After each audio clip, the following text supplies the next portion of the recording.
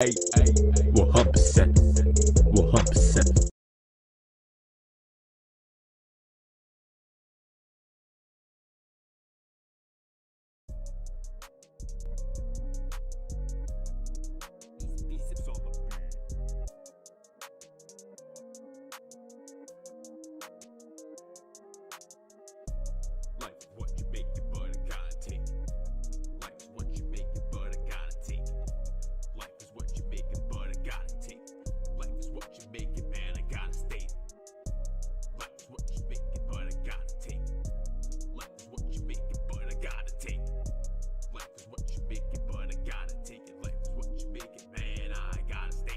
Taking everything right from under you. I'ma make it my way, even if I gotta take it under view. I got goals, I got the drive, I don't wanna die inside. But I will if I'm alive with all my passions left aside. Life is what you make it, but I gotta take it. Life is what you make it, but I gotta take it. Life is what you make it, but I gotta take it. Life is what you make it, man, I gotta stay. Life is what you make it, but I gotta take it. Life is what you make it, but I gotta take it. Life is what you make it, but I gotta take it. Life is what you make it, man, I gotta stay. Gotta take it. Falls apart every time that I take. I just wanna make them proud while reaching my chosen fate. I wanna be myself, I wanna reach that wealth, but that's impossible as myself unless I just destroy my health. Life is what you make it, but I gotta take it. Life is what you make it, but I gotta take it. Life is what you make it, but I gotta take it. Life is what you make it, man, I gotta stay. Life is what you make it, but I gotta take it. Life is what you make it, but I gotta take it. Life is what you make it, but I gotta take it. Life is what you make it, man, I gotta stay. Gotta take it.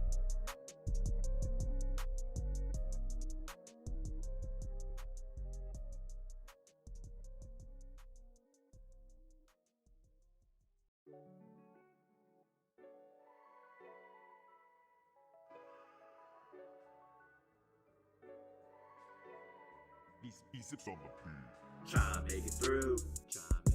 I'm just tryna make it through. Tryna make it through. I'm just tryna make it through. Tryna figure what to do when you don't got your crew. Wonder should I go on still? If the love for me is real, I just gotta see it through. I'm just gonna make it through. Make it. Ever since you passed like in crashing, every angle trying not to step. Thankfully, you are my angel. I know you love me since they were your final words. I know you love me, so I'll treat you like the gospel person. Nobody thinks otherwise compared to you. No one otherwise enough to be persistent, this insistent, and so distant where we coexisted. Cause we had our problems. But that was back then. Now you're gone, and I need you. So now I gotta make it through. Tryna make it through. I'm just tryna make it through. Tryna make it through. I'm just tryna make it through. Tryna figure what to do when you don't got your crew. Wonder should I go on still? If the love for me is real, I just gotta see it through. I'm just gonna make it through. Make it. Do I got friends there? Do I got real fam there? But I just miss you. I need you here, mama, so I can make it through. Tryna make it through. I'm just tryna make it through. Tryna make it through. I'm just tryna make it through. Tryna figure what to do when you don't got your crew. Wonder should I go on still? If the love for me is real, I just gotta see it through. I'm just gonna make it through. Make it.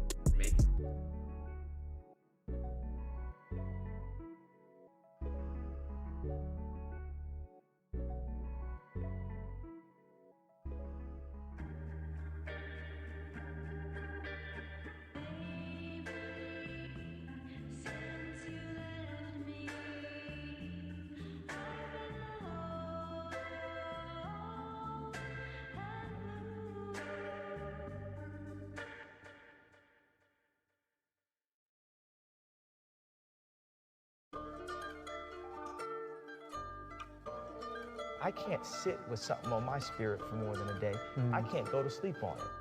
I have to express it. V-CiPz on the beat. Born and raised, born and raised, born and raised. Born and raised, born and raised, born and raised. From Staten Island, from brick though. No Marilyn Monroe, I'll leave it a high note. Born and raised, born and raised, born and raised, born and raised, born and raised, born and raised, born and raised. From Staten to Monroe, from down the brick though. No heaven if I know, no matter where I go. Mama always with me, even through the days when I'm wishing that I just see some better days. But I always stand as strong as I can through the waves. I'll never give up on my goals, that's how I'm born and raised. Trying to stay calculated, always with the plays. Got a million alternatives, cause I know the ways. Trying to find my reckless lane, I'm gonna need the ways. All my way, so I'm praised on how I'm born and raised. Born and raised, born and raised, born and raised. Born and raised, born and raised, born and raised. From Staten to Monroe, from down the brick though. No Marilyn Monroe, I'll leave it a high note. Born and raised, born and raised, born and raised. Born and raised, born and raised, born and raised, born and raised. From Staten to Monroe, from down the brick though. No heaven if I know, no matter where I go. Born and raised, born and raised. Born and raised, born and raised. No heaven if I know, no matter where I go. At heart I got my mom low. I can't sit with something on my spirit for more than a day. I can't go to sleep on it. I have to express it. No wonder I feel like crap. But it's friends like you, and of course.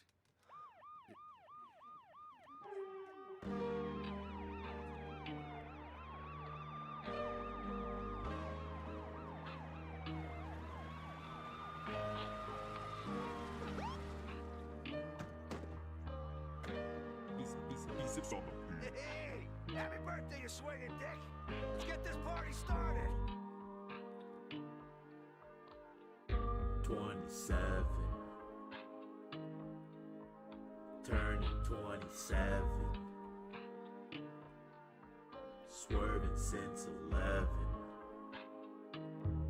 I've turned 27, I'm 27, one step closer to heaven, I'm close to heaven.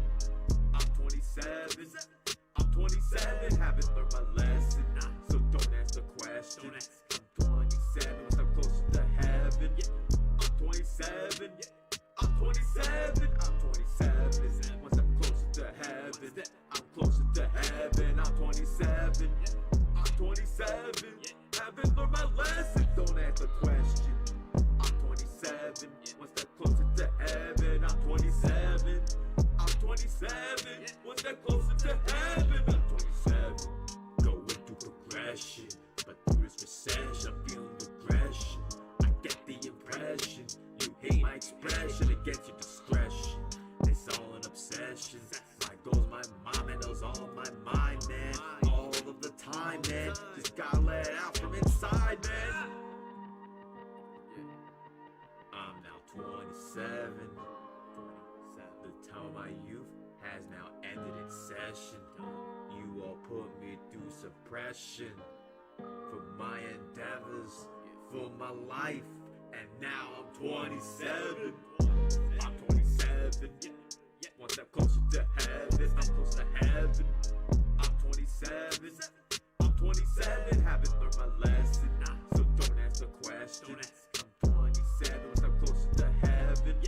I'm 27, I'm 27, I'm 27, one step closer to heaven. I'm closer to heaven. I'm 27, I'm 27, haven't learned my lesson, don't ask the question. I'm 27, one step closer to heaven. I'm 27, I'm 27, one step closer to heaven. I'm 27, 27, turning 27, swerving since 11. I've turned 27. Be a leader, I'm gonna be a leader. So if I have people that are listening to me, rather than let them tell me what's good and not good, I'm gonna be like, this is the shit to listen to. This is what I'm doing right now. And I have a really amazing, loyal fan base. I've had fun in my music. I've been very depressed in my music. I'm in love in my music, and it's because I'm a human being. V-CiPz on the beat. I'm an artist, yeah, I go the hardest, yeah, I'm an artist, yeah, I go the hardest, I'm an artist, artist. I go the hardest. I'm an artist. I go the hardest. I'm an artist. For my mama, I'm an artist. And for myself, I go the hardest. Blade in a drawer, I'm the sharpest. Sunlight, mom, lighting up through the darkness. Been an artist ever since I was a kid. Life been the hardest no matter what we did. My mom was there for me, she pushed me, told me this always when I go the hardest as an artist. I was trying my best, like no contest. You think that I deserve less? I got nothing left to confess. Right. I go the hardest. My rhymes the rawest. I go the hardest. Because I'm an artist. I'm an artist. I go the hardest. I'm an artist. I go the hardest. I'm an artist. I go the hardest. I'm an artist. I go the hardest. I'm an artist. From me drawing in an art pad to writing rhymes in a notepad, combine them content creator. I'm an artistic nomad. It's crazy, like you know, man. I do live stream gameplay. I do podcasts. My art grows so much. I still in touch with who I am, with who I wanna be. As long as I go the hardest, as the best artist.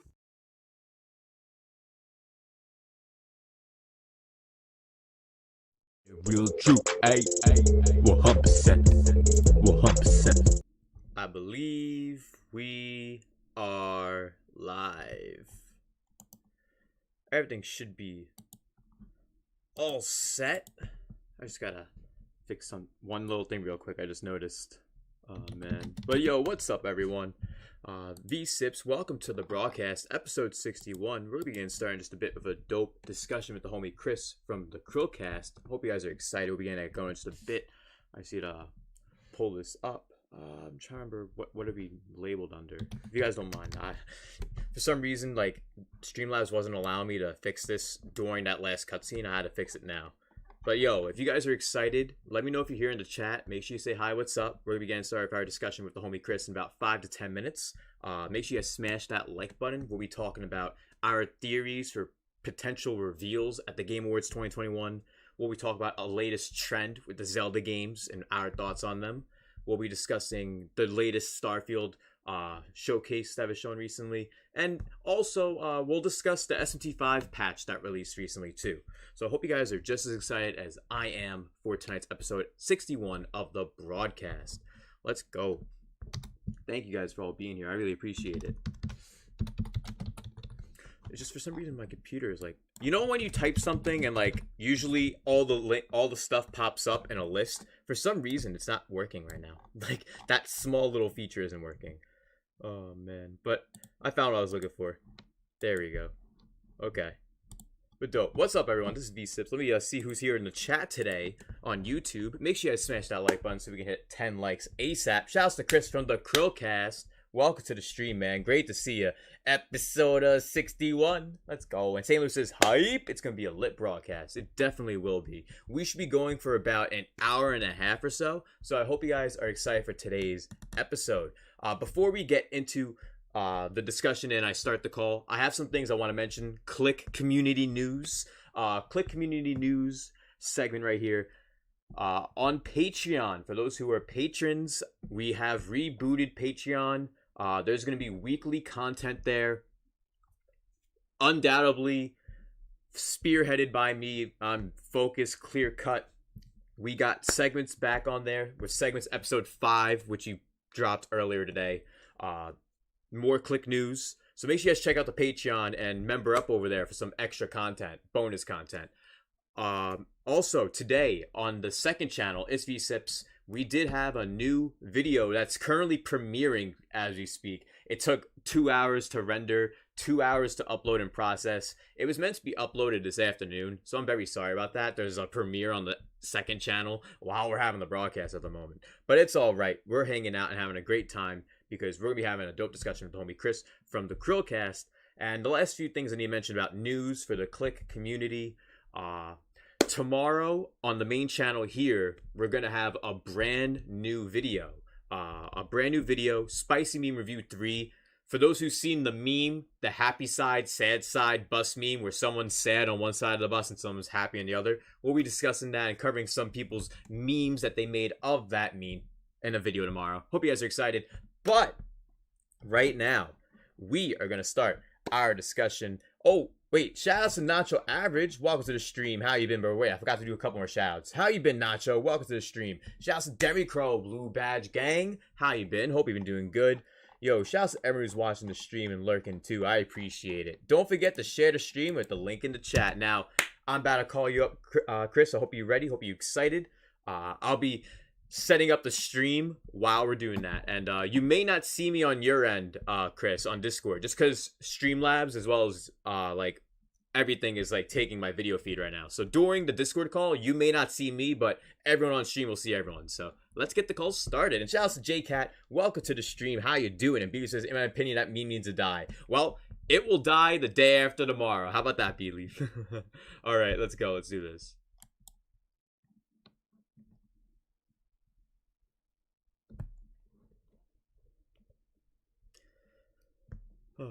Hey, what's up, Chris? What's going on? Not sure if I'm in yet, am I?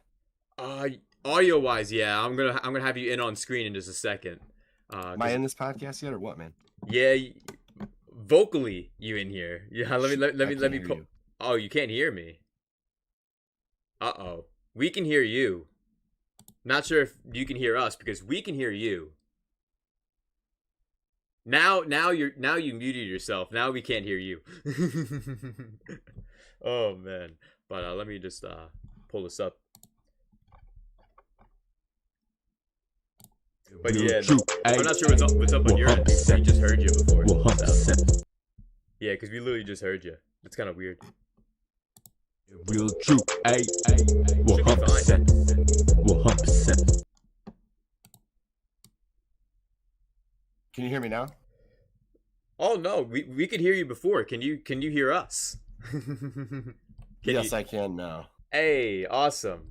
Okay, I think we're good. Yeah, we're good now. What's good though, bro? How you been today, man? Oh, it's still recovering from like 2 weeks of being sick or something. Yeah, man. It's that time of year, man. It's getting a little bit colder too, so it's easier to get sick around this time. Oh man. Yeah, it's been an interesting couple of weeks. Let's put it that way. Yeah, definitely interesting. But for those who are here, who are new, who may not know, this is Chris from the Chrillcast.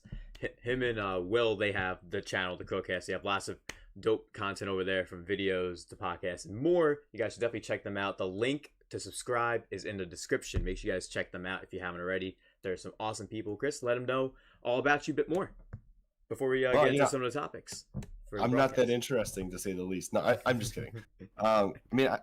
Just like your pal V-CiPz here, I've done stuff with music. I've done stuff with podcasting now. That too. Music as well. Then a little bit with art. Every single thumbnail is an original, not original, but art that I did from our channel. And basically, I just love video games. So video games and podcasting just naturally kind of came. Yeah, they go really well together. They really do. It's kind of surprising when you think about it. Like, you could have an entire discussion on just straight up video games. It's something that I would have never imagined to be any kind of interest when I was a kid. Right. Because I just wanted to play. I never wanted to actually, like talk about it. Talk about it. Well, back in the day, it'd be harder to find many people to talk about it too. You know what I mean? That's a fair point. Nostalgically looking back, like, I had a lot of friends that liked to talk video games, but it was always like hush hush, small circles. Because you didn't want the lady types when you were younger to know you played video games. But that's kind of changed since I was younger. Or the other kids in your middle school class. Like, no, I don't play any more Nintendo Wii. No, I'll play with you in Halo today, guys. And then we go play Mario Galaxy all night. No, I was definitely a Halo guy. I loved Halo. I loved Halo too, but like, people be like, stop playing your Wii. It's like, but I also like Mario Galaxy. I can like Halo and Mario Galaxy, can't I? Around the time that you liked Mario Galaxy, I was obsessed with Dead Rising. Ooh, I like Dead Rising too. Dead Rising is pretty good. I only liked the first game though. The first one was the only one I really sunk my teeth into. Did you like the whole series? All the way through. So I got 1 and 2. Both of those. I got 1 first. Right. I played the crap out of 1. And I had gotten that like a couple years after the 360 was already out. But then when I found out there was going to be a second one, I had the DLC mini story before it coming. Case 0, I had that pre-ordered, and then I had Dead Rising 2 pre-ordered. Yeah. And then somehow I completely missed out on Case West until way later. But that was like the epilogue to Dead Rising 2. And then the next experience I had was Dead Rising 3 when I got my Xbox One, well after the Xbox One had released. So Well, that's a bit of a wild ride with that series. Well, 4 I actually got on my birthday the year it came out. Ooh. I don't remember if that was that when it released, or was that like how did that work? It was like I think I got it actually a day early on accident. I think the store had it listed on the shelf, and my birthday was on the 6th, and it came out on the 7th. Or maybe it came out on the 5th, and I got it a day late. Either way, it was like on essentially release day or right before it. Right. Oh, yo, shouts to Nacho says, yo, did you get a haircut, VC? I did actually get a haircut. Yes, I did. Thanks for pointing that out. And yo, shouts to B-Leaf says, smash the like button, y'all. Agreed. If you guys do enjoy today's discussion, we'll be getting into talk about our theories of Game Awards 2021 reveals. We'll be getting to our thoughts on the latest Zelda trend, where we all talk about our thoughts on various Zelda games. What's our favorite soundtrack, favorite game that we've played recently, and we'll also be discussing our thoughts on the Starfield coverage. Did you see some of that coverage I sent you earlier? Just like even like a little bit? I actually did not. I was in the middle of. I've had to work late a lot of nights lately, so I was not able to hop into that. Oh, it's all good. But yeah, it's more so just it's gonna be us talk about like what our thoughts about it then. But since you didn't get to see, I'll just mention what I thought later when we get to. Well, maybe I'll pull it up while we're here on this podcast here and watch a little bit of the clips while we're talking. yeah, that would work too. That would work too. Just because we'll definitely be getting into that a little bit later. That's gonna be like the last topic. But okay, we're gonna be getting started though in just a little bit. Let me just read a couple more messages in the comments. Shout out to JCat. Hope you're having a good night tonight. How you doing, JCat? Welcome to the stream. Shout outs to Kugan. Welcome to the stream. Says, that reminds me, will you and the others be in the chat for the Demon Appreciation Awards, aka the Real Game Awards? Well, Kugan, well, here's the thing. Before King Narukami and David had their own award show that they just created this year, I had my own award show I did last year, and I already have all the nominations and everything listed. I'm posting the Broadcast Game Awards annual year number 2 within the next few days. So there's 2 Real Game Award shows, the Demon Appreciation Podcast and the Broadcast Game Awards. And I'm going to be there at their show, and they're going to be at my show. They were there last year, too. It was a lot of fun. So I can't wait to see how they do their show, because let's be honest, the Game Awards, we're really there for their reveals, right? Come on. Let's be honest. I think so, personally. And actually, if you guys want to see what our Will and I's opinion on the Game Awards is, we already did 2 videos on it. Yep. You guys can check that out if you haven't already. But we're going to be diving a bit deeper. I want to figure out what else everyone here thinks could be possibly revealed. So anyone who's watching in the stream today, let us know in the chat what you guys think could be a possible reveal at the Game Awards 2021. And Chelsea Young Atticus, welcome, says, where's Mac? Hey, good question. Mac ain't here. He's got to hit me up. And Derrico says, I'm so pumped about the situation, but I'll relax and listen to this podcast. Hey, thanks, man. And yeah, we're going to have a nice, dope time talking about all these topics like this one right here. Let us know some of your possible predictions for reveals. One thing I do think is very possible. It's very possible we could see something like Final Fantasy 16, maybe Breath of the Wild 2, possibly God of War Ragnarok. Those are like the 3 that I can believe will be shown in some shape or form at the Game Awards this year. Those are my personal theories for those 3 games. How about you? What are some others that you've mentioned prior, and also some of you may have thought of today that could be revealed? You're asking me specifically, correct? Because you kind of left that open for everybody to answer. Oh, it's you and everyone. That's the way I say everything. So it gets to chat, to talk, as well as us in discussion. So it's like I'm talking to you, and they're also hearing, of course, so they get to react also. Yeah. Let's not forget that one thing that happened earlier this year was that Halo decided to drop their multiplayer like a whole month early from the Halo Infinite release. And I know they are separate games, essentially. You've got the Infinite multiplayer, and you've got Infinite campaign. And campaign's what you're paying for. The multiplayer is free. But they still dropped it almost a month before the actual game release date. Yeah, close over 3 weeks, easily. Yeah. Right. So how cool would it be on the Game Awards night, which I believe is December 9th. Don't get me wrong, or don't quote me on it if I'm wrong. Yeah, it's the 9th. Yep. That's literally a day after the Halo campaign drops. What if they just said, all right, guess what? Co-op campaign revealed. Ooh. That would be like the most epic. That would be pretty epic reveal. Yeah. I think Xbox wins 2021 if they fix Halo Infinite right after the release. Well, that that's the thing. I've been playing a lot of the multiplayer for Halo Infinite, and I've streamed it a couple times on the channel too. I've been digging it. It feels exactly the way Halo should be. Very swift gameplay, very everything's just accurate. It's just when you're finished with a game, regardless if you win or lose, you get like a couple nickels, and it's like, okay, go back, go play again. Well, It's kind of honestly, rough. It's kind of rough. I have sworn off playing Halo until release date because I don't believe Halo's a game unless you have a campaign. That's my personal opinion. Don't quote me on it. I did play the betas before. Halo's got good campaigns though. They do. They do, but I did play the betas, so I have had some Halo Infinite playtime. Right. But I refuse to play the official Halo game until the campaign is actually released. That's my personal opinion. Campaign and multiplayer go together like glue. Yeah. And if I don't get to play through the campaign first, I don't feel like multiplayer is as valuable to me until after I've already played the campaign. That's the way I play Halo. I know that's the way a lot of like campaign and war junkies play Halo, is the campaign first, multiplayer is a secondary thing. But that's my opinion.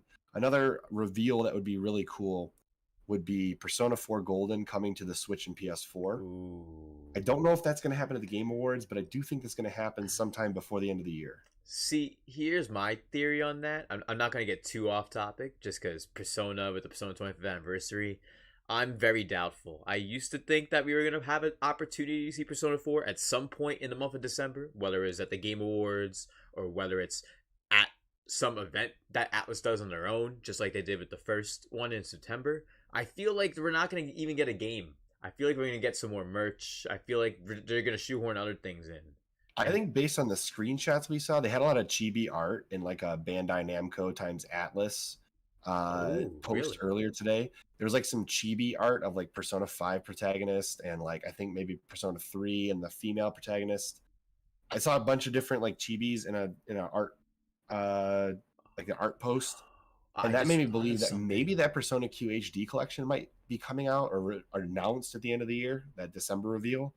I don't think Persona 4 Golden on its own coming to other consoles would be another like, ooh, it's a Persona 25 reveal. I think it's more of a, hey guys, we also ported it to these consoles kind of a thing, more so than anything else. Right, but I just realized something, like with your theory too, like what if instead, you know how like just as an example's sake, Final Fantasy 15 is on Switch as a pocket edition?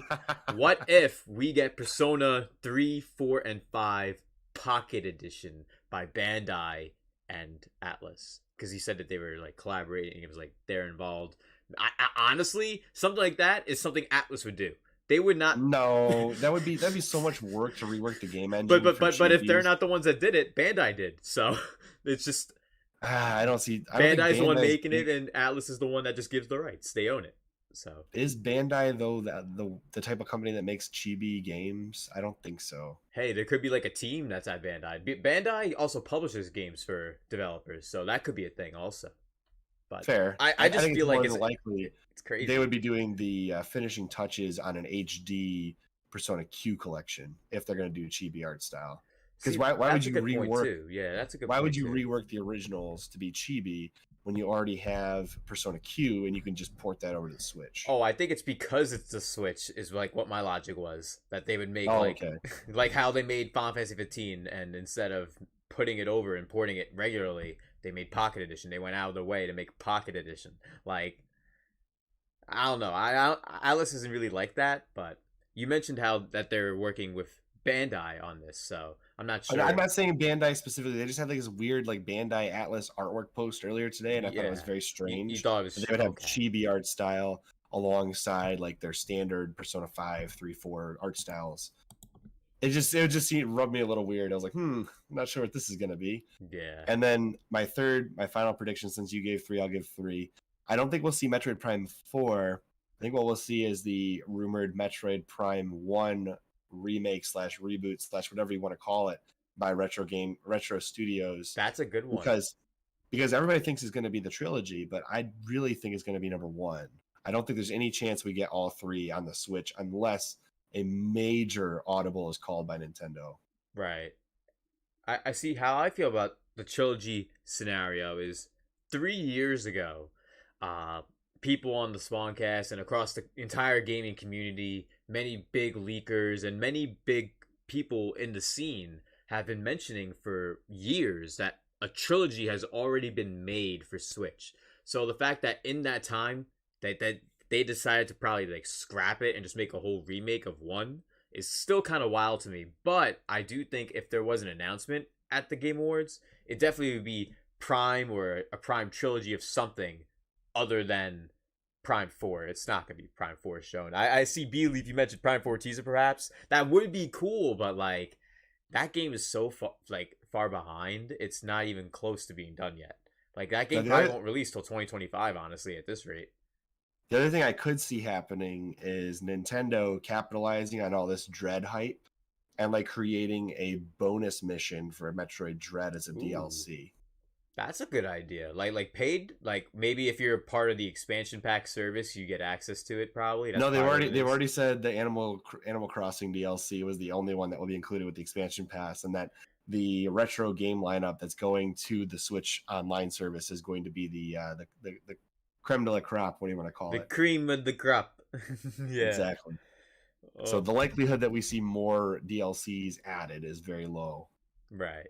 And it would be pretty cool if they were to add some, but like to think that there's just that, and it's like, hey, pay $50 for it. It's kind of wild. Like, you know, it's funny how the Game Awards, they usually have a category where it's like most anticipated game. How about biggest embarrassment of 2021? We can use a couple of those. Balan Wonderworld was a pretty big embarrassment. Marvel's Avengers. Yeah, Marvel's Avengers. With that DLC, the Spider-Man DLC was pretty damn bad. I heard only bad things about it. That's all I heard. Imagine being so hyped for Spider-Man you bought a PS4 only to find out that the Marvel Avenger version of Spider-Man was that bad. Yeah, a train wreck, for lack of a better term, is what I've seen.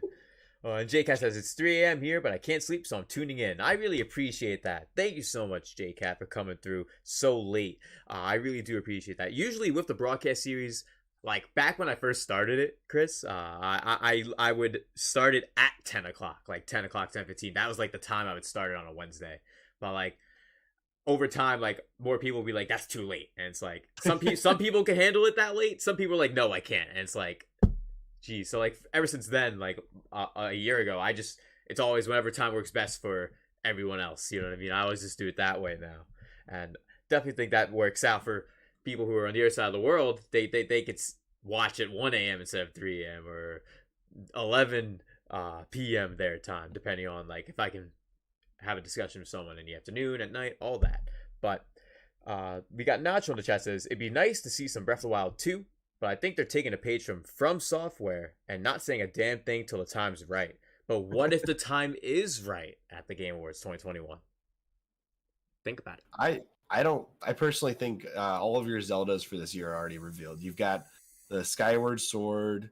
Was Link's Awakening this year or last year? I don't remember, but that 2 was years close ago enough. now. 2 years ago? Okay. Yeah, 2019. We already know Breath of the Wild 2 is coming. And now you've got Majora's Mask and Ocarina of Time coming to the Switch via the Nintendo 64 backwards compatibility with their online service, right? So you've already got a whole bunch of Zelda on the Switch. And we got the Link's Awakening. Yeah, well, Link's Awakening, Zelda 1 and Zelda 2 on the Game & Watch that's coming out already. I think it's already out. Yeah, people already have reviews out. So that's already out too. So I don't think we're going to be getting any more Zelda reveals by the end of the year unless Breath of the Wild 2 is getting delayed. And then we'll probably see like Wind Waker HD is coming to the Switch or Twilight Princess HD is coming to the Switch. Yeah, what if they announced that at the Game Awards? Twilight Princess that could HD happen, and Wind Waker but HD. I'm telling you, the only way that happens is if Breath of the Wild 2 is getting a major delay. I see. You know I see what you mean. So it's either going to be Breath of the Wild 2 shown, or it's going to be delayed, and we'll see Wind Waker HD Twilight Princess possibly. Possibly, yeah, exactly. And it'll probably be one or the other, not both, because they've been very greedy with the Switch. Oh yeah, they've definitely been dropping everything, not often, just once in a while. Oh, it's been like 8 to 12 months. Here's another game. Here's another Zelda game. It's not bad. Like, there's some games who, like, series don't have any entries on the Switch still. Like, right. Excluding Starlink, there's no Star Fox, to my knowledge.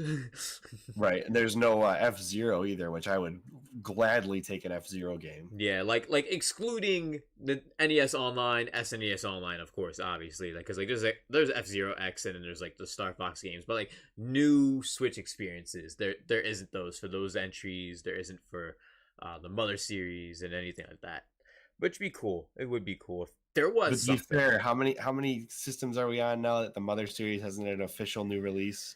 Like, that's not really a series I consider Alive. Inactive. I consider that one basically dead. Yeah, no, I consider it basically dead too. Like at least with like a series like Kid Icarus, for example, that revived itself on the 3DS, but also died again. Yeah, So, it was like, hey, we revived this just to put it on the 3DS because it would look cool, and now it's dead. yeah, supposedly, if I recall, not many people bought the game when it first released. So, I technically bought it, I think, twice because I got one for my brother-in-law. oh really? Hmm. He really likes that series. He played the original one on the Wii eShop version of the game, I think. But Right. the other thing that was funny to me when you talk about Mother is wasn't there either on the Wii or the Wii U like a Mother Origins collection or something along those lines? I think digitally, Or- yeah, on Earthbound Origins. digitally, yeah, they had that. Yeah, so you could like buy the original translated, but then they never did 3. Yep, of course not. Of course not. Because why? Why would you do that? Yeah, why give Mother 3 when everyone's been asking for it? Especially at that time when people were like, Reggie, where's Mother 3? Oh, there's another thing that might pop up at the Game Awards, and I've discussed this on a video a while back, but supposedly there's like a Xenogears reboot happening. A Xenogears reboot or is new Xenoblade? Because No, Xenogears, either remake or reboot. oh, I never heard about that. There was like an article I saw on either like comicbook.com or something like that. Apparently, the musician who did the original soundtrack for Xenogears is working on a new game, allegedly potentially Xenogears related, and he accidentally leaked that in an interview. I can't imagine like what a Xenogears remaster maybe. Probably a remake at this point. I don't know how you could do it in the original graphical style and actually sell it. Well, you gotta just polish it up a little bit, sharpen it. I think they'd have to sharpen it for sure. But with all the hype of Xenoblade, if PlayStation could get an exclusive Xenogears, I think they could make a killing. they could, especially if people give it a chance. PS1, I think, wasn't it? It's PS1. Yeah, was PS1. I actually been replaying it recently. So have you? Yeah, I have my Anbernic.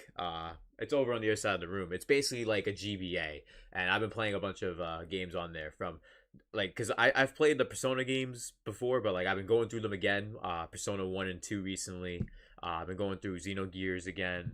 A lot of like those classic games on the PS1, like those classic RPGs. Because like when I was a kid and had a PS1, I didn't use it for RPGs when I was a kid. I played it for Crash, Spyro, Crash Bandicoot. Rugrats. Yeah, Crash Bandicoot. You know what's up. You know, Crash also Bash. Yeah, Crash Bash. Oh man, Nitro Kart. Oh man, all the good stuff back then. All Nitro Kart. Yeah. That's probably one of the only games that when they released that on mobile, I was like, I'm in. Oh yeah. I was like, I will totally buy this again on mobile because I like Nitro Kart quite a bit. Oh, we got J-Cat in the chat says, I'd love that, but how will they rework the Persona Q games to be on a single screen? Well, to my knowledge, when it comes to porting like a DS game or a 3DS game, for example, like there's Mega Man ZX Collection, which was a DS game, like a collection of DS games. They put that on the Switch and it seemed to work. A recent Switch game that was a 3DS game that came out this year, I think, was Miitopia. And they were able to make that work when that was a 3DS game. So wasn't Miitopia also a Wii U game, or am I missing context here? You may be missing context, just because I only know it as a 3DS game. So okay, I thought it was both, but that's fine. I'll double check just in case, but I'm pretty sure it's just 3DS. Persona Q was either you'd get like a map that would auto write itself, so you can flip between it and see how it's writing, and or you have a on-screen button to flip between the map and the gameplay really quickly. Yeah. So like, or an on-screen or a key command on the Switch's button layout, one or the other, so that you can easily flip between it. So like in portable mode, obviously it's easy to use your finger and scratch up a map real quick. Versus in the console docked mode, you just wouldn't want to do that. You'd want it to like write itself up, and then you'd be good to go. Yeah, or you could have it be like a cursor when it's docked, and you use a cursor. And also, when you use the buttons to switch the map, like you mentioned, like unlike a 3DS where there's only just the regular L and R on Switch, you have the LR and ZLZR, so there's extra buttons. So it's very possible, in my opinion. But that was my theory. It was like have a quick switch between the map and the gameplay, because otherwise, I mean, when you're doing the 3DS, let's be honest. How often are you looking at both screens? You're probably either looking down and writing or you're looking up and playing. Yep. That's literally it. That's how it was like when I had a Wii U too. Like you look down a little bit when you play a game, but then you're looking back up the whole time. Well, to be Very similar. As an inventory management screen though, like the Wii U gamepad was the best because I look down really quickly, select what I want, and go right back to the screen and play. Like yeah. There's nothing better than It's that very, as far as very inventory seamless. One game I liked it with, of course, the Zelda games was great, obviously, but another one that used it greatly was the Zombie U. Used the gamepad so well, just like the Zelda games would. It was so smooth, so swift, and you'd be right back in the action. Yeah, actually, I like Zombie U, the concept of it, but I will say this. Dead Rising 3 was better in its the way it interacted with zombies. Right. Because any noise you made, the Kinect would pick up. Oh. And then all of a sudden zombies are swarming you. So if you have the Kinect, that is the best way to experience Dead Rising 3 because the zombies are so much better on Dead Rising 3 with the Kinect connected. It's like you play with the Kinect and just go, everyone goes for you. Like, you're and the done. Zombies turn around. You see like a zombie smiling like brains. Like literally, like you'll literally just be sitting there and you actually drop like your remote and you have a rug, let's say, just for example. It's like, oh, that wasn't loud. They heard it though. Like they're after you. They're coming. Oh, You got it. That's exactly it. Yo, hold up. We can hit 15 likes on the stream. Shout out to everyone who's watching. Hope you guys are having a great time with the broadcast. We'll be continuing Actually, some more about the 16 Game if Awards. you didn't notice. Well, YouTube's always acting up. It always shows one less on the creator side, so it probably does say 16 because there's times where like I'll be at like 20 likes and like the homie Gone Hunter in the chat would always go 21 like hype. I'm like 21 likes. I only see 20. It's like there probably really is 20 this whole time, and I'm the one that's looking like a crazy person. But it's just because of YouTube. Now it says 16 likes. Now it says it. Okay, now not crazy. Should we jump into your Zelda, your favorite Zelda, least favorite, all that good stuff? You saw the tweet that I posted, so you already know my answers, but I can give them again. Yeah, I think that's what we're going to do in just about 1 or 2 more minutes. I just want to go over one last thing in the chat from Nacho Average and then from JCat. And yo, shout out to everyone who's watching right now. B-Leaf, St. Lou, Young Atticus, Nacho Average, JCat, Kugan, Demi Crow, and everyone who's watching, lurking. I appreciate it. Let's go. JCat says, yeah, but with Persona Q, you have to navigate the dungeon and draw the map at the same time. Miitopia was more like a traditional RPG and easier to rework in comparison, basically. I mean, I agree with that, but like I said before, like it just has an auto drawing feature on the Switch version or a quick switch. You know, that would solve that problem. Right. And Nacho Average, to wrap up this topic, says, I'll sell my soul for a new F-Zero game. Hey, F-Zero GX is still one of the best, absolute best arcade futuristic racers I've ever played. I agree wholeheartedly. I still play it, like dead ass. I have my GameCube, I still play it, and I even play it like emulated too, like for high res and like 120 FPS. That shit looks wild, and I play on hard mode, man. Still to this day, that it's ridiculous, absolutely bona fide craziness. You just because like there's some of those levels where you have to like collect all the I always forget they're called those yellow sensors, and like if you play on hard mode, you have like such a tight time slot to get all of them that literally playing through hard mode is so fun when you actually succeed. But the 2 hours of repeating the same 3 laps over and over, trying to get all of the different 30 lights and making it to the end in time, mind-numbingly painful.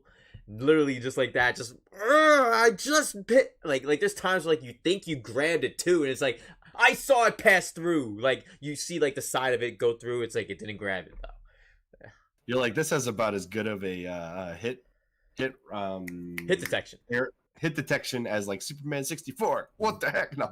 Literally. Oh man. And B-Leaf says F-Zero GX cutscenes are heavily underrated. See, here's the thing. I gotta say they're good, but when you play it emulated and try and like up-res it and all that, it doesn't work. It's like trying to up-res a 240p video. Like you can't really do that. So it kind of like looks odd emulated. But if you're playing it on like natural hardware, regular TV or regular CRT or something, it will definitely look good for sure. But from my experience trying to look at those cutscenes, the game looks better, especially if you play it emulated. But that's me though. It's just a Halo guy 365. How you doing? Welcome to the stream. Says, I think that a Metroid game would be amazing for the Game Awards. Yeah, we actually just mentioned that. We think it could be the Metroid Prime remake or the Prime trilogy, if that is still a thing. But we're pretty sure it's the Prime remake now. It's not a trilogy at this point. Well, maybe we should now discuss what would our ideal reveal be at the Game Awards, and what would be a reveal that would be like, nope, no, thank you. Okay, well, I think I got one for something I don't want to see. And you know what's? Okay. I'm pretty sure we're gonna see it too, which is the worst part. We are going to see at the Game Awards 2021 Cyberpunk 2077 DLC runout. They're gonna officially show it because they said that there's gonna be DLC for that game, and even though the game's still broken, they clearly nominated it, so Jeff clearly doesn't know what he's doing, nor does his panel. They're gonna showcase it. They're gonna showcase some cinematic footage of the DLC that won't release for like 4 years. They're gonna show that. I will say this. I know everybody's had so many issues with Cyberpunk 2077, but I have been playing on my PS4 Pro since day one and have never experienced a single issue. Bro, ever. The first time I streamed it, and my PC is a powerhouse, bro. Like I got the 3080, I got everything. It was fucking having issues. Not even like running the game, but like not even crashes. There was some, but like in-game textures would never load. You would literally stand somewhere, and you know how like with your Kinect, you would literally say something and a zombie would chase after you. In Cyberpunk, you literally accidentally bump into someone. Three cop cars spawn behind you. They're just there. It's like you literally just walked 2 seconds ago. They were not there 2 seconds ago. You're getting bullets right behind. Like, it's just too much. It's too much. Like, and it's not to discredit things like the OST, for example, which I know many people say the OST is very good in that game, and also graphically, the graphics do look very good in that game. They do look good, especially when you have it all up res. And I've heard from people that the story is good as well. But I've also heard from the story that the three routes are very similar, like towards the end. It's the same end goal also.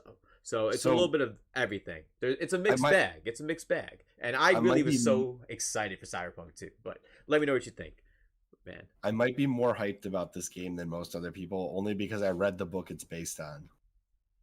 Elden Ring? And after talking to some of my friends that have played it all the way through, and I haven't yet because I've been playing other games in my backlog on my way through this game. But if you read the book Hardwired, that's actually what this game is based on. And the ending of Hardwired... I never knew that. Yeah, the ending of Hardwired is supposedly the way that Cyberpunk is supposed to end. So I'm curious to see if it actually holds up, but the way my friend described the story, it seems like most of the story of Cyberpunk is borrowed from Hardwired, and it fits very well. But essentially, the character in Cyberpunk follows a similar story to the secondary main character in Hardwired. Right. The main character in Hardwired is actually it's a girl, and she plays a very specific role in like taking down somebody who's important, and then all of a sudden she gets everybody wants to kill her essentially, and her brother. Which I don't think the brother's part of the story, so they probably killed that whole part of the storyline just to make the story more succinct. Right. But she pairs up with this guy, Cowboy, in the story, and together they team up to fight off the people that are trying to kill her in this futuristic world. And essentially the people that are running the town are somewhere up in the sky, like Skynet style, with the characters that are running the show. Right. And there's AIs involved and other stuff, but the whole crux of it is that they figure this out. The whole government's being run by this galaxy ship in the sky above Earth. Yeah, and they had no idea, basically. Right. It's kind of funny how there's like this unseen government running everything. Imagine if that's how it really has been for us this whole time, and it really is just a simulation.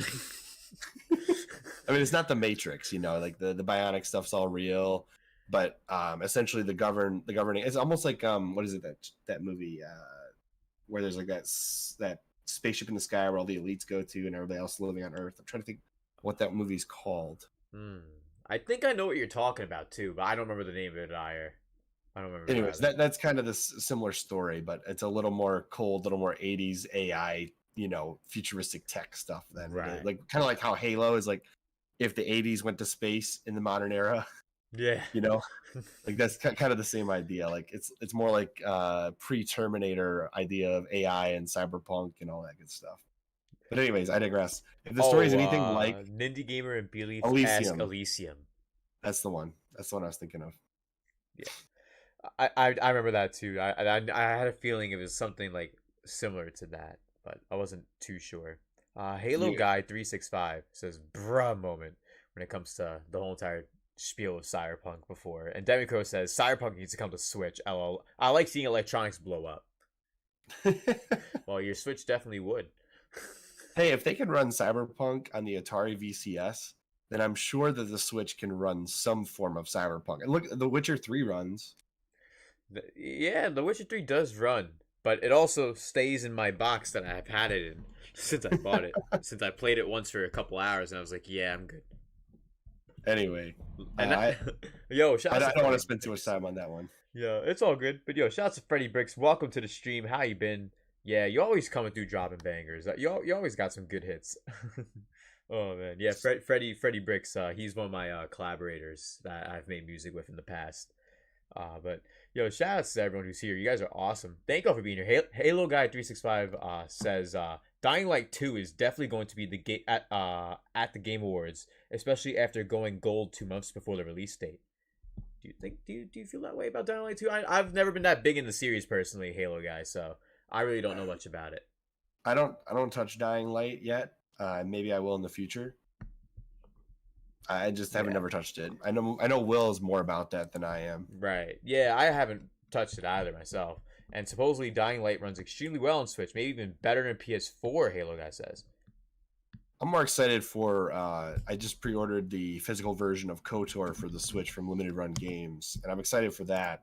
I also pre-ordered Axiom Verge 2 for the Switch Limited Run Games physical version because I really like both of those games a lot.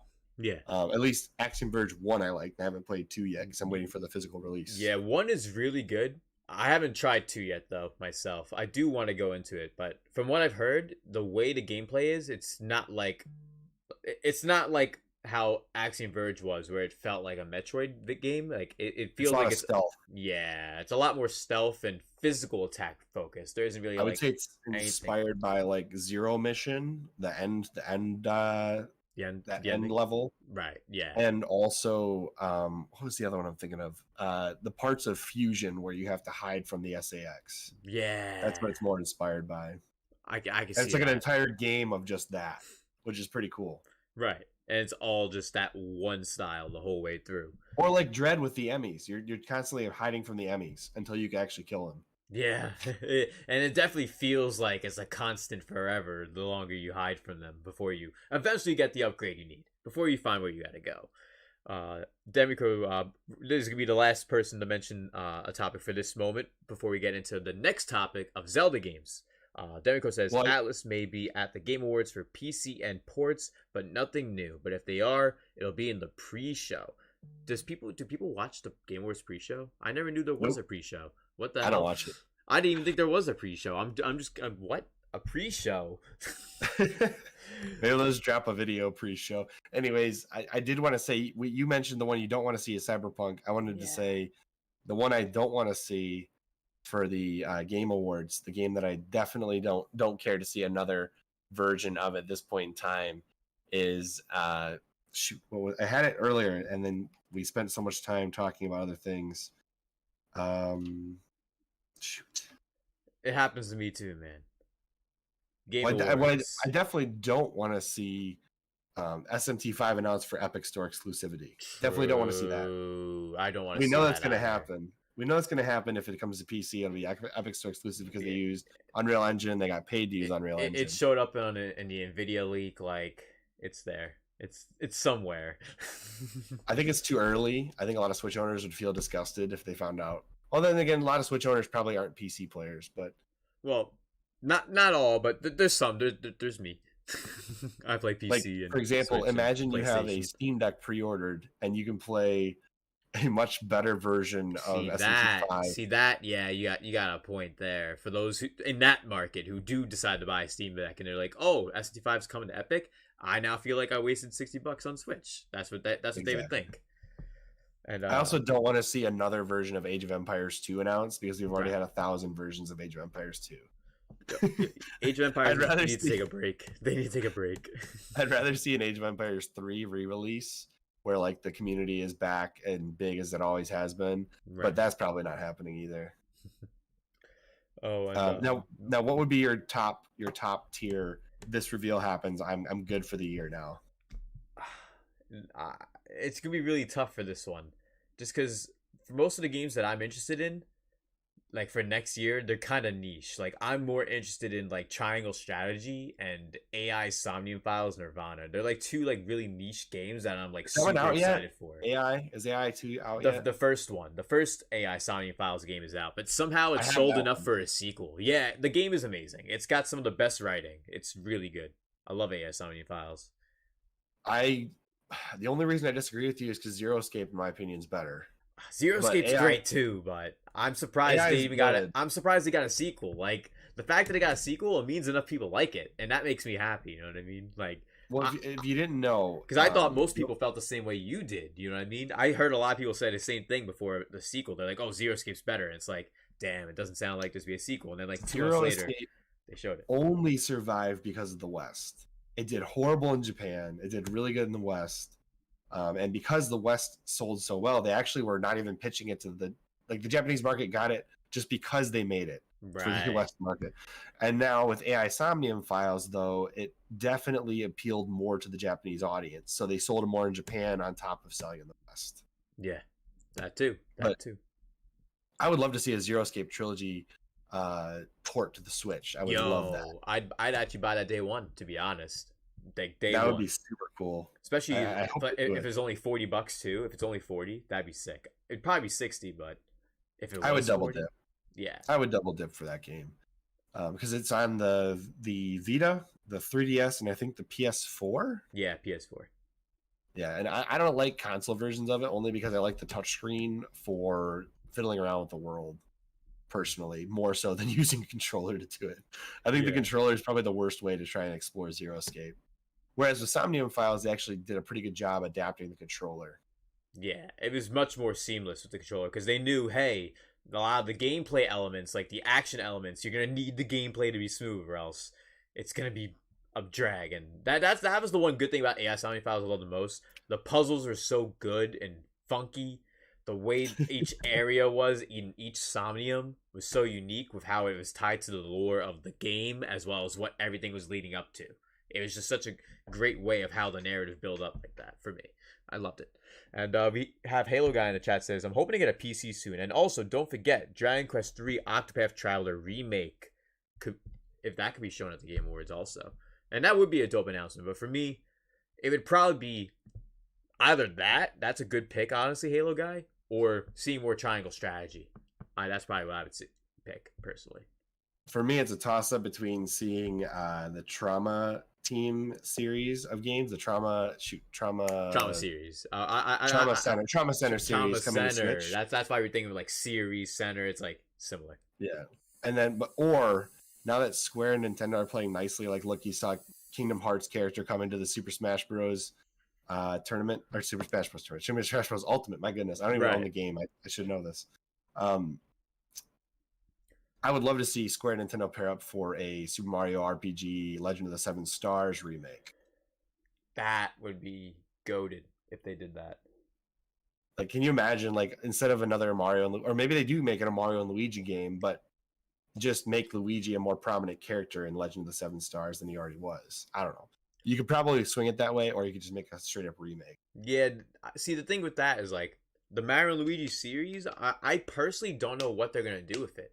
Not to get too off topic here before we move. We'll use this as a topic to make our way to Zelda, since we've been on this Game Award topic for a bit long now. We're going to talk about this right here. I feel like if they were to do that, it'd be tough about Alpha Dream, which has been out of business now for so long, that I'm not sure who they would give the game to in Nintendo to make a new Mario and Luigi game, whether it's an internal team at Nintendo whether they would license it out to like let's say Next Level, for example. Like I'm not sure what they would do, to be honest, with Mario. No, just have Luigi as a Square do it. series.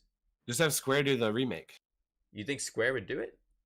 Why not? They already do the chibi thing for Final Fantasy 15, and they've got Final Fantasy 15. So just meet us somewhere in the middle and make Mario art for Mario RPG. Yeah, but we don't even have Chrono Trigger. So Yeah, but what's going to sell more, Mario or Chrono Trigger? well, if it's you do have a point. I love Chrono Trigger. Don't get me wrong. I don't like but having it's this like, point. I don't like having this point. I just know it's a point. It's like saying Pokemon sells more. Like it's like yeah, Pokemon does sell more, but Chrono Trigger is better. And I think for those who are watching, just random question for the chat for the remainder of the stream for the next half hour to 45, whatever it takes for us to continue. Let us know. Do you prefer Chrono Trigger or should we say Mario 7 Stars as the other one? Ooh, Mercury Steam would be a good choice. Oh, to make the game. They did the Metroid Dread and Metroid 2 remake. They'd be a good choice for a remake of an older game. The question is, would Square buy off on it? That's the real question, because Square is a little bit, they hold the keys to that castle, right? Right. They own half the rights to Mario RPG, Legend of the Seven Stars.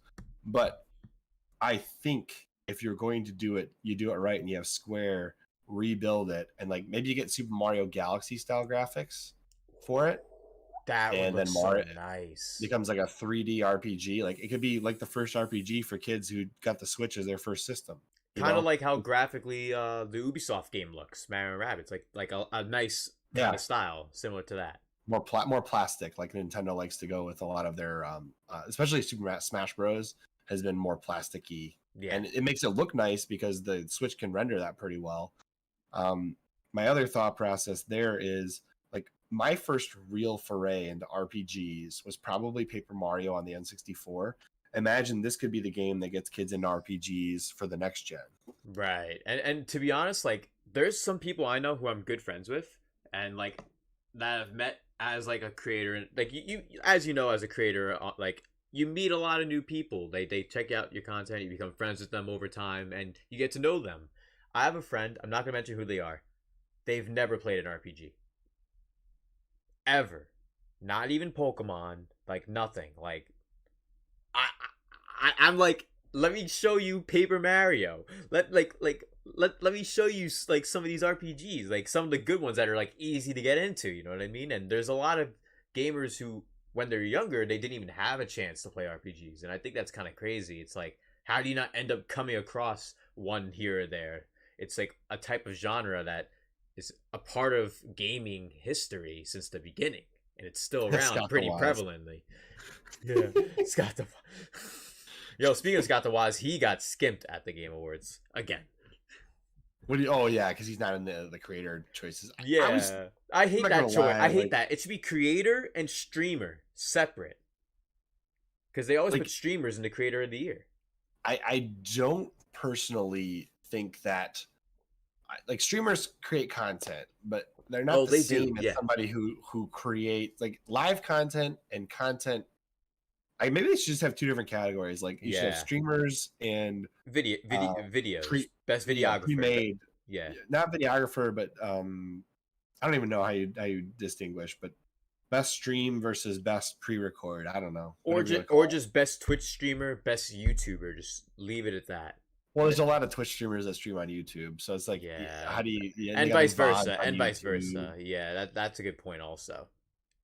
But I don't know. I just there's a way they can split it. There's a way they can do it. I just hate that they can't figure it out somehow, even though like we already just discussed an idea and they clearly haven't thought of it for the last like 4 years that they've had this award.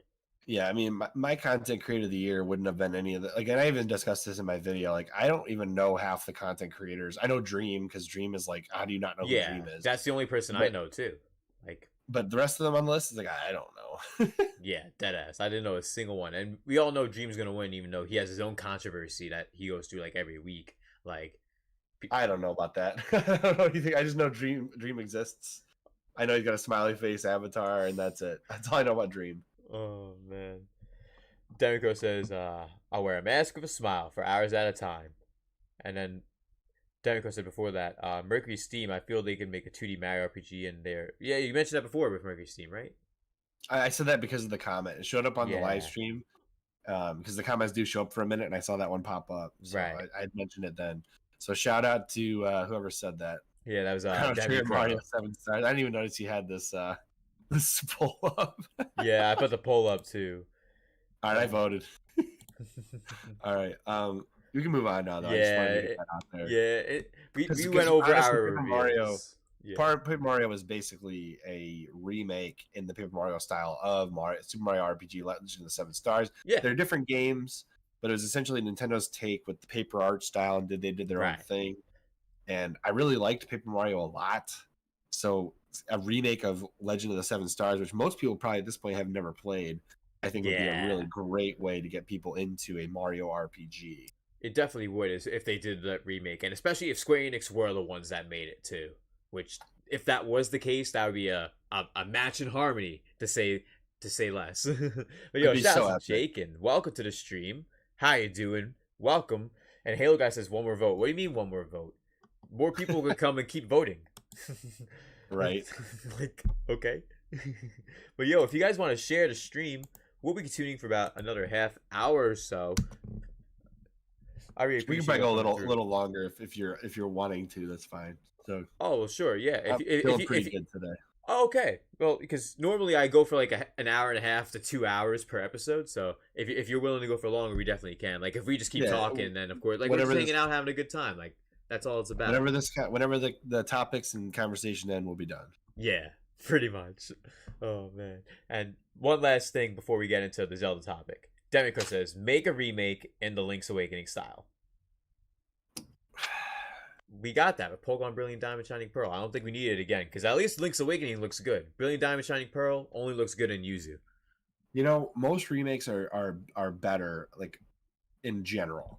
Right. But I will say this. Sometimes in a remake, you lose the original atmosphere that the creators were going for. One great example of this is Samus Returns versus The Return of Samus on the Game Boy. I'm playing through the original Game Boy version on stream right now, so Metroid Mondays, if you want to check that out sometime, that's one thing I do. Yeah. But the atmosphere of Samus Returns versus Return of Samus is very different. In Return of Samus, you're kind of an alien on this planet, and none of the creatures are specifically going after you, but because you're there and you're invading their space, they will attack when provoked. Whereas in Samus Returns, everything on that planet is trying to kill you the second you step foot on the planet. And like there's this very prominent part at the end of Samus Returns where you're supposed to have no enemies on the screen as you're creeping up on the Metroids, and the music's kind of like starting to get real quiet and real creepy on you. Right. And as you're approaching, like there's nothing. And finally you see that first Metroid towards the end of the game, and you're like, oh crap. Because it's like bigger than the ones you fought before, and it's like, okay, that's why there's no other enemies around here, because this thing has cleared out everyone. Right. So that's completely lost in Samus Returns, where like you're coming up on the Metroid part where you're fighting all the Metroids to finish the game, and it's just enemy after enemy after enemy just trying to lay you out, and it's like completely takes away from the atmosphere. These Metroids need to be respected, and they're much bigger than the Metroids you're fighting prior to them. Right. So in some ways, like a remake is better, but at the same time loses some of the character of the original game. Yeah, and speaking of Samus Returns and all that, there's AM2R. Have you ever played that? AM2R is better in a lot of ways than Samus Returns, at least in trying to maintain the original atmosphere. Right. But again, it does change the original vision significantly with some of the newer updates they made. It's a great remake. Honestly, it's more faithful to the original than Samus Returns. But again, it does what Zero Mission does to the original Metroid, and so in the creative world, it takes a lot of liberty in what it does to the game. It's like Zero Mission is by far my favorite Metroid game, like far and above, even better than Metroid Dread in my opinion. My favorite one on top of the list. Any list I make with Metroid in it, Zero Mission's the top. Yeah, I like Zero Mission a lot, but I like Fusion more. Zero Mission's in my top 3. Don't get me wrong, but Fusion is really good too. Well, Fusion's in my top 3 too. I just think Zero Mission with that ending mission of the game is just so good, and Fusion only is below it because I found a lot of frustration in that end sequence that shouldn't be as frustrating as it is, because you have to kill the SAX, which I figured out how to do very quickly. But then you have to do this really long run through the entire like world to your ship, all the way back, fight the Omega, and then if you die, okay, back to the SAX thing. But you have to get there. The save point is too far away from the SAX. It should have been much closer to the SAX. So you just fight him, then run away.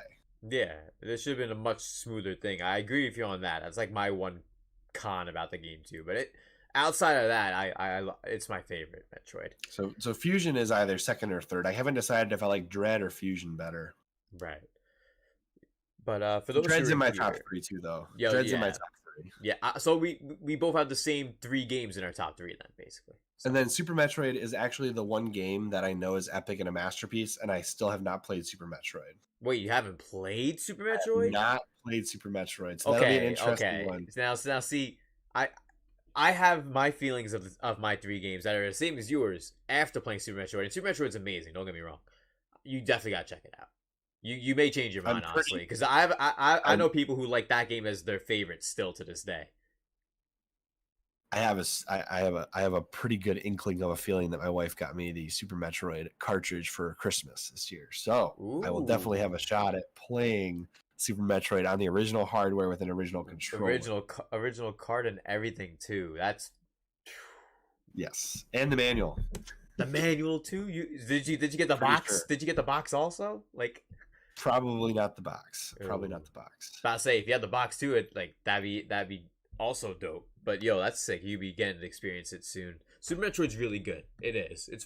Usually it's in people's top 3 also. So like, I hope people here don't. I'm sure it'll be in my top 5. Oh yeah, definitely in your top 5 for sure. Abuses, that's dope. No, just recently did a playthrough of the original Metroid on the NES via the Nintendo Switch Online service. So I did get the added benefit of the save states, right? Which I don't get on Metroid 2 Return of Samus that I'm playing through right now because I'm playing on the original cartridge using the Game Boy player on my GameCube. Right. So like that's just the original hardware and everything just being played on a screen instead of on the Game Boy. But that game is like the amount of improvements they made from the original Metroid to that one, it's quite astounding how they jumped from the NES to the Game Boy and still managed to make quality of life improvements you would never expect on a Game Boy from a console. Right. Yeah, it's pretty awesome.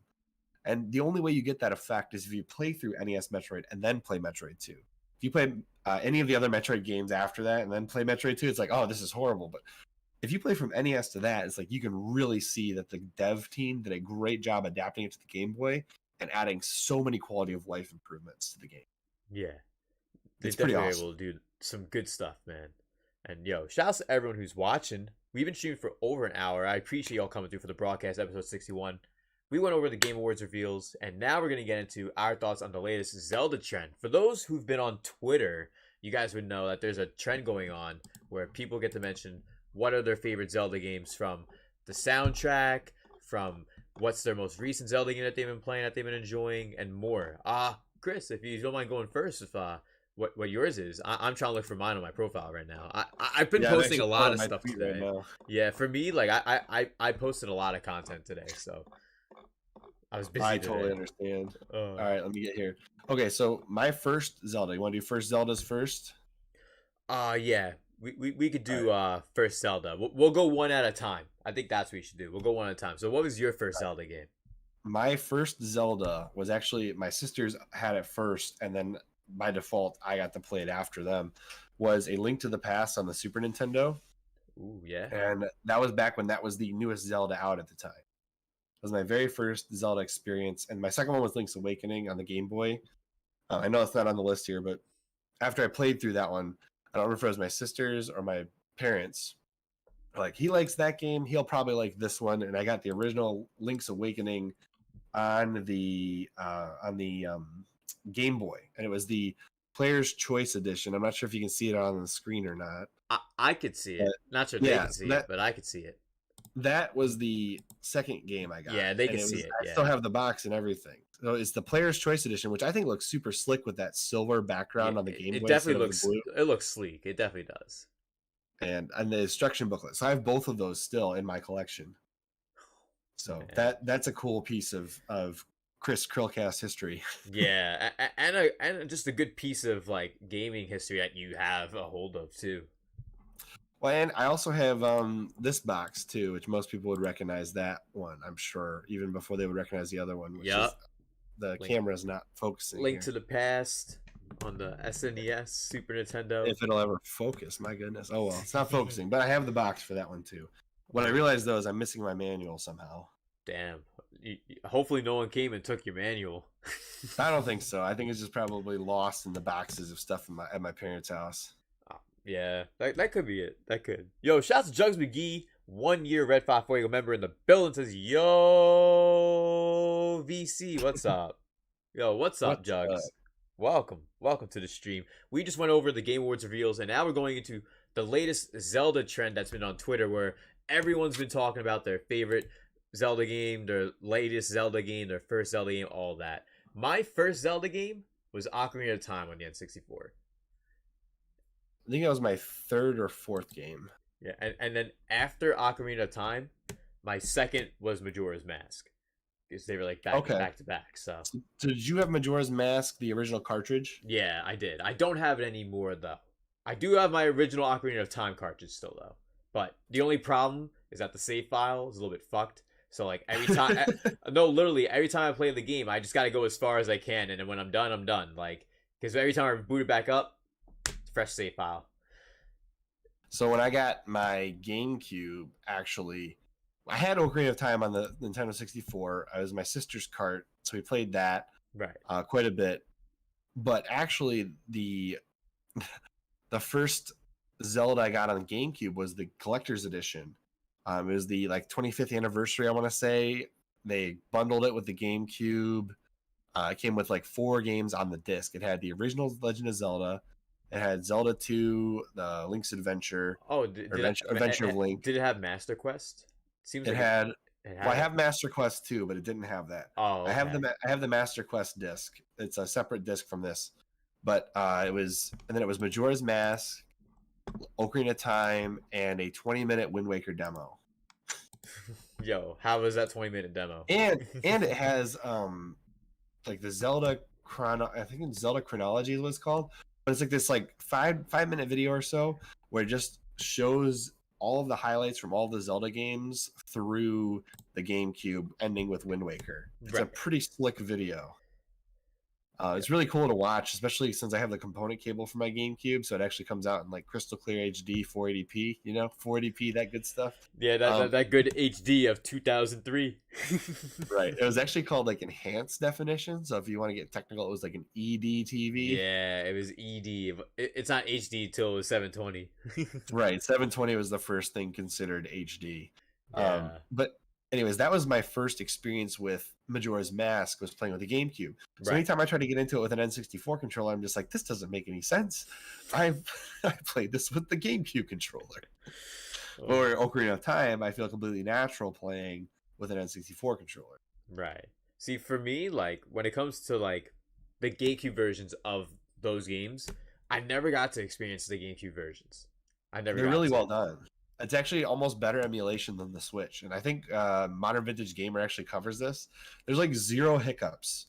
But I think the issue you run into with older hardware being emulated on newer hardware is the farther removed you are from the hardware that you're emulating, the less technical people you still have that understand the hardware you're emulating. So yeah, that's a going good from point. the N64 to the GameCube, you probably still have most of the staff that built the N64 around. At least a handful of people. Right, exactly. Because you're only one gen removed. Kind of like when you go from the GameCube to the Wii and you get backwards compatibility direct. You got hardware in there that lets you play the GameCube games directly. Yeah, because the Wii was a GameCube. Right, and then the Wii to the Wii U, and then you can play the Wii games on the Wii U. Then you go to Wii U to the Switch. Porting games from one generation to the next is relatively easy because you still have the team that did it. But when you try to port the N64 from the 90s to the Switch in 2020, yeah, it's a little bit different. you're talking these people haven't, like 25 years ago, like most of those people probably aren't still with the company. A lot of those people are like 50, Mm-hmm. maybe 55, and not Maybe, with the company. well, you got to think like some of the engineers back in the 90s were already in their 40s. Yeah, there was So people they might back be then retired by now. Yeah, those people are definitely retired. But the ones who A were lot of- younger at that time, they could still be there.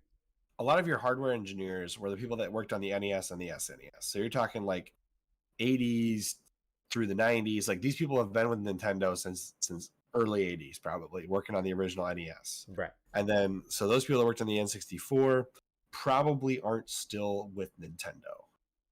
Or if they are, they're like close to retirement. Yeah. That's the kind of people that did the N64. Like they're getting close to retiring at this point. Yeah.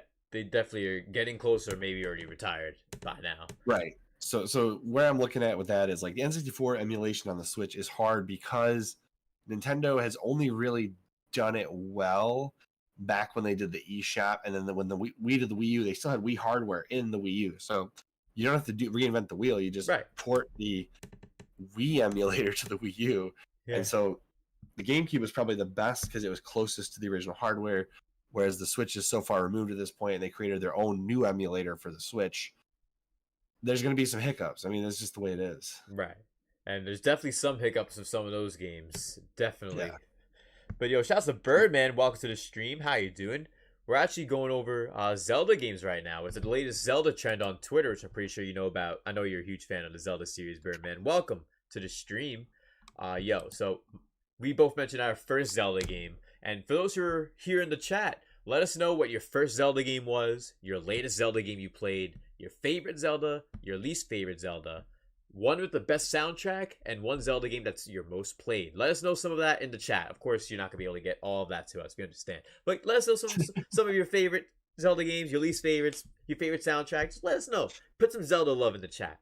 But yeah, let's go into the latest Zelda game. I think for me, it's very easy. What was my latest? I played and beat Skyward Sword HD. I've played Skyward Sword in the past, and everyone told me, "Yo, go buy the game again. I want to watch you stream it." And it's like, all right, I guess I'll buy and play the game again, even though I have it here.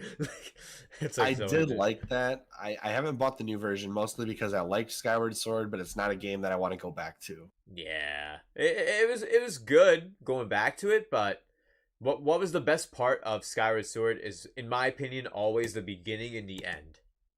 Yeah, I like the final boss fight. I don't like motion controls though very much, especially for Zelda. That too, yeah. The motion controls work. They work well for some games, like Metroid Prime 3. I thought the motion controls were actually pretty good. Yeah, well, in Skyward Sword HD, you can use the analog stick though for swiping instead of. Yeah, but you're still emulating motion controls with an analog stick, and that never quite translates to as good as it could have been if it was designed for intentionally. An analog stick.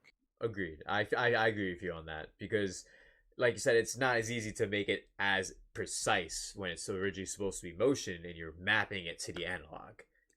Yeah. So my latest Zelda played is actually Link's Awakening on the Game Boy. My original version, I've been playing that lately. Oh, really? A lot of the reason why is because I've been playing Metroid 2, so it's an original Game Boy game. I was like, oh yeah, what else do I have for the original Game Boy? I was like, oh yeah, Link's Awakening. I haven't touched the game in decades, so I opened up my play it again. Might as well. Yeah, I'm pretty sure I'm getting that on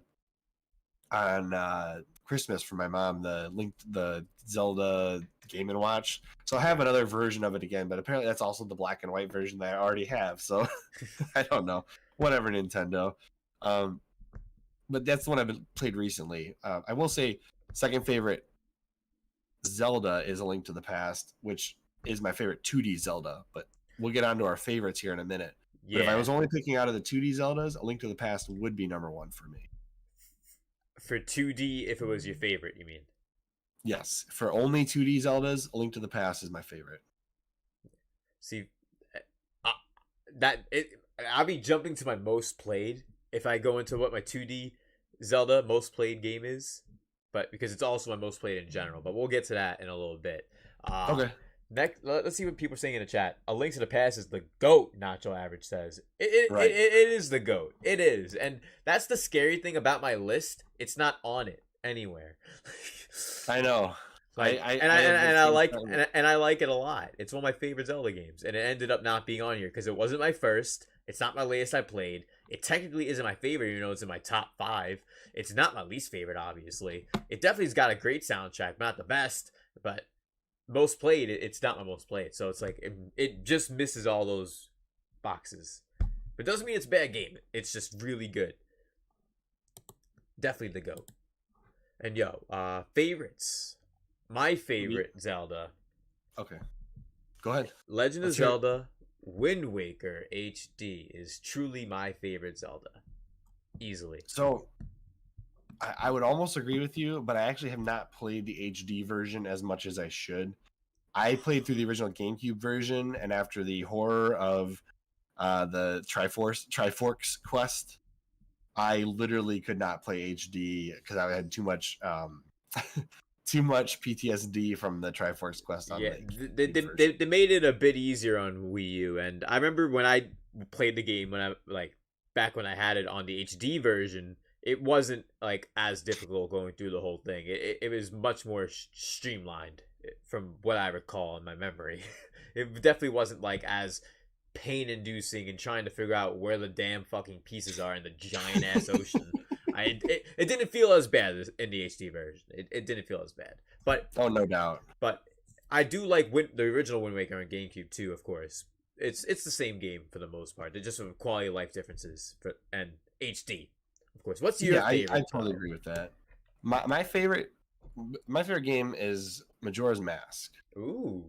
And I say this because, and not even the new version on the 3DS, although supposedly that's already been revealed. Will's giving me the 3DS version for my birthday, which is actually next Monday, I'm pretty sure. Right.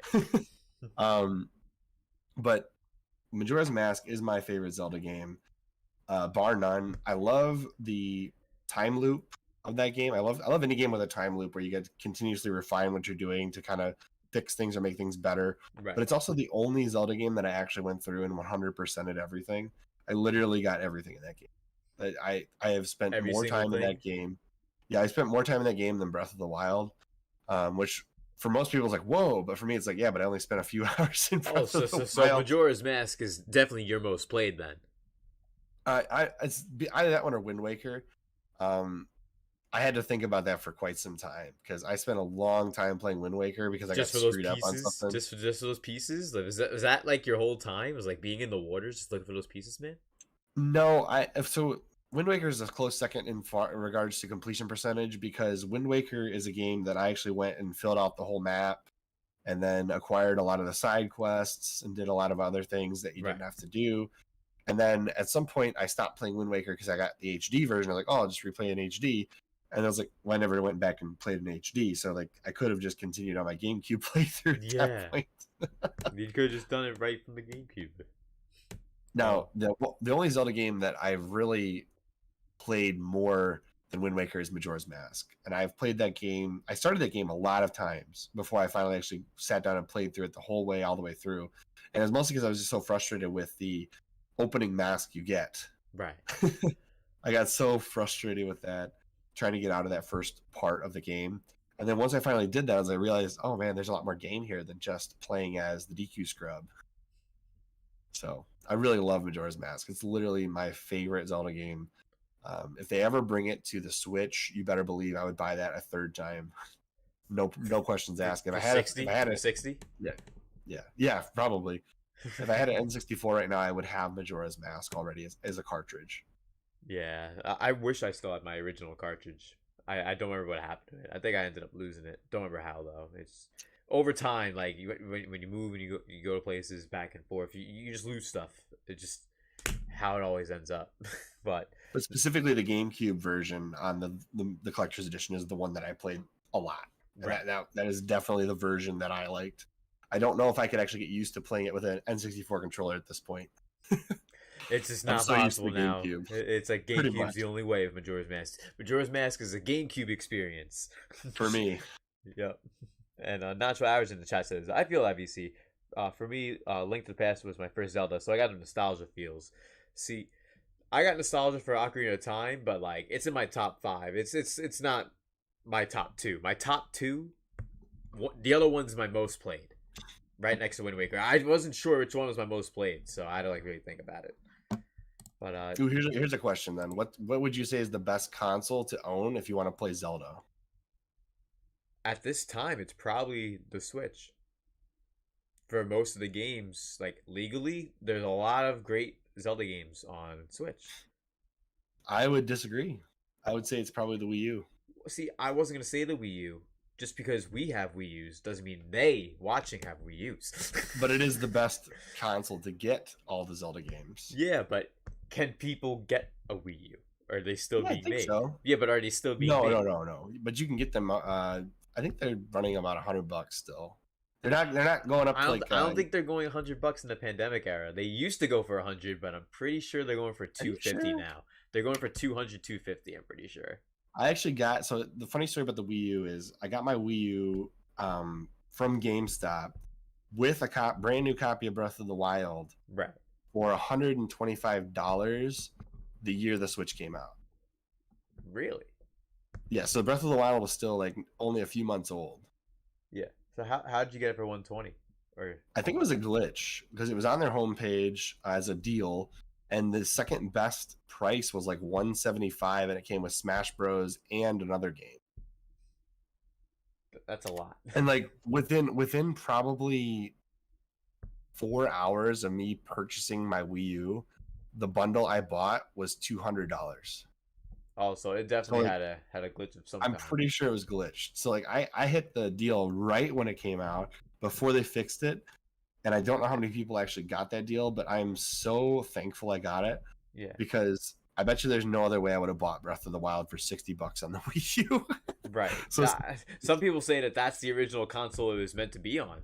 In That regards is- of like it's not the way disputed, yeah, that's what I'm saying. Like but the way to play it though. Like people say, oh, the way to I don't play know is on the about that. Wii U. It's like no, but that's what they say. Like because I agree with you. Like yeah, it was originally intended for the Wii U, of course. But people say since it was intended for the Wii U, it's how it should be played. And it's like no, I don't know about that, Chief. I think it should be played on Switch, even though it was intended for Wii U, which I do. I think agree if they had left inventory management on the Wii U gamepad, then yes, it would be the definitive way to play Breath of the Wild, in my opinion. That's a But good they point. didn't. They scrapped the inventory management on the Wii U, even though like they actually had some older videos that showed revealing the inventory screen on the Wii U. By the way, there were some videos of that. Yeah. It's like Will and I have both seen it, and we agree that inventory management should be on the Wii U version of Breath of the Wild, but they didn't want to do that because they didn't want to give an advantage to the older console versus the Switch. Right, and that makes sense for your first game to release on the first day of your new console. You don't want the older version to be better. So, Exactly.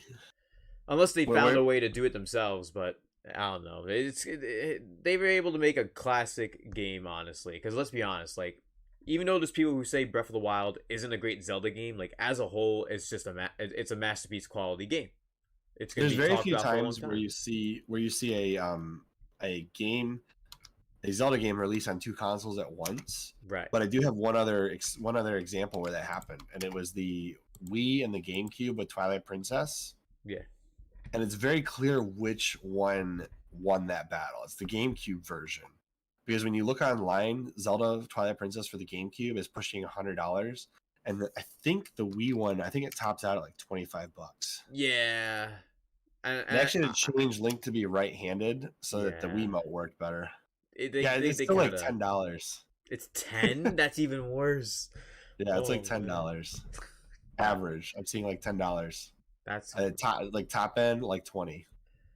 man. And Oh, there's a sealed one for 40. well, time for me to get into it. My least favorite is Twilight Princess. So, for those Which who know, version? all of them. Okay, why? That's a better question. Why? Well, this is one reason. There's multiple overall. Firstly, the game looks like it's stained in piss. Graphically, it just looks bad. It hurts my eyes. It makes me think of going to a bathroom and seeing pee all over the walls and like, damn, why is someone so bad at going to the bathroom? They pissed all over the place. God damn, Minda, what are you doing here? Seriously, I know I turned into a wolf, but I need to go to the bathroom somewhere. Then wolf just piss all over the screen. That's Twilight Princess for you. I will defend Twilight Princess. I think Twilight Princess is an alright game. There's some really creepy aspects to it. My favorite thing about the game, if I do have to say something I do like, Zant. Aside from I like that, the art style. I know you hate it, but I like the art style. I don't like I hate the art concept. style. Hate it. I don't like the And concept believes of- like Cap. No, the art style sucks. It looks like piss everywhere. Well, I like the art style of Twilight Princess. and I even played it on stream, like since people were like, I've said this before, how I don't. It's not my favorite Zelda, and I also think it looks like piss. And people are like replay it. I played it on stream, and one of the first things I said in the beginning and the last thing I said was the game still looked like piss. Nothing changed. Which version was the first version you played? I played the GameCube one for my first version. I played like when I was younger, and then I got the Wii version that same Christmas because family members, they don't know better. It's like, yeah, I told my aunt for this game, but not my grandma to get it for me. But thanks anyway, and it was the wrong version, so I had the Wii version. I kept it anyway because I got a Wii the next year anyway. So I played it on that version that next year and didn't like it. But what I played on that stream was on emulation. Actually, Emulation. Okay. Yeah, I did that one on emulation because I wanted to try and play it at a higher res and see how, like, if it would change anything, change the saturation. See, so Twilight Princess was never meant to be played on a larger than, even I think 720 would be the max resolution you should play Twilight Princess at. Right. And the reason I say that is because the art style doesn't scale well. Whereas like Wind Waker with its what the heck is that art style called? Pastel. Would that be what it's called? Like, no, it's not pastel. No, wait, yeah. What am I saying? It's not pastel. It's like that. It's like the same thing that Samurai Jack is produced with. I'm gonna Google it real quick. But basically, the art style of Wind Waker is easily scalable to higher resolutions. Yeah. And people loved Twilight Princess when it came out because of the fact that it was so dark and kind of gory versus Wind Waker, which was light. Yeah, but that's because people shitted the fuck on fucking Wind Waker because Nintendo's like, hey, let's go show this amazing trailer for cell shaded. Yeah, I don't know why it took us a long time to think of that. I even forgot. But so the biggest thing with cell shading is when you draw a line and you fill in the color in a cell shaded diagram. Yeah, is there are no pixels associated with the graphic internally to the system. Right. So like when you scale it up, then the vector lines just get scaled up and fill the space in between. So when you scale that kind of graphic, there's no loss of quality. Right. Where when you scale Twilight Princess's graphics, which is just full of polygons, you lose a lot of quality because you unless you add more polygons to the art style, you're stretching them. You're just stretching it, yeah. So the 3D models get warped. I see. So that's why they look like garbage when you scale them up. Like, so that's what I'm saying. The highest resolution you want to play Twilight Princess in is probably 720p, and that's with the Wii version because the Wii version was designed to max out around that 720p range. Whereas like the GameCube version, the max was supposed to be 480p because they did have progressive scan mode. And then with HD, they just didn't do a good job upscaling it. Like Twilight Princess HD is one of the worst remasters I've seen in regards to upscaling graphics. Oh yeah. Now they did add some good quality of life factors. Like they made ladder climbing go much, much faster, which was one of my complaints on the GameCube version. It's like, why does it take me 10 minutes to climb a ladder? Like Link's so strong, but it takes him a whole light year to make it up. But yo, what's your least favorite? But he can't climb a ladder. What's your least favorite? Zelda 2. Zelda 2. I think Zelda 2 is pretty bad too. Yeah, Twilight Princess is like my least favorite. Then like Zelda 2 is like right there. Right. Like, Zelda 2 just they tried so like I give them credit for trying. It's not a bad game. It's just not a Zelda game. I've never felt like that game fits the mold for a Zelda game at all. It doesn't feel like one. Right. Well, this game also is said to not feel like a Zelda game, but I thought the soundtrack was really good. Like when I think of Zelda music, the games that I think of that are memorable when it comes to the OST, Wind Waker, Minish Cap, Ocarina of Time, great. Majora's Mask, and Breath of the Wild. I put Breath, like I put Breath of the Wild as best soundtrack, and I know people think I'm a psycho for saying that, but when you're playing and you hear how meticulous the orchestration is for the music as you move, you hear the what chimes of the music? It's like piano. quiet for half the game. No, it's not quiet for half the game, bruh. It's like when you're walking through the field, there's like it's ambient noise. It's like nothing. It's not just ambient noise. You hear like the piano noises, and then when you get into battles, it starts to heighten up. Like You're I don't talking know. you're talking more sound design than you're talking OST. You sure?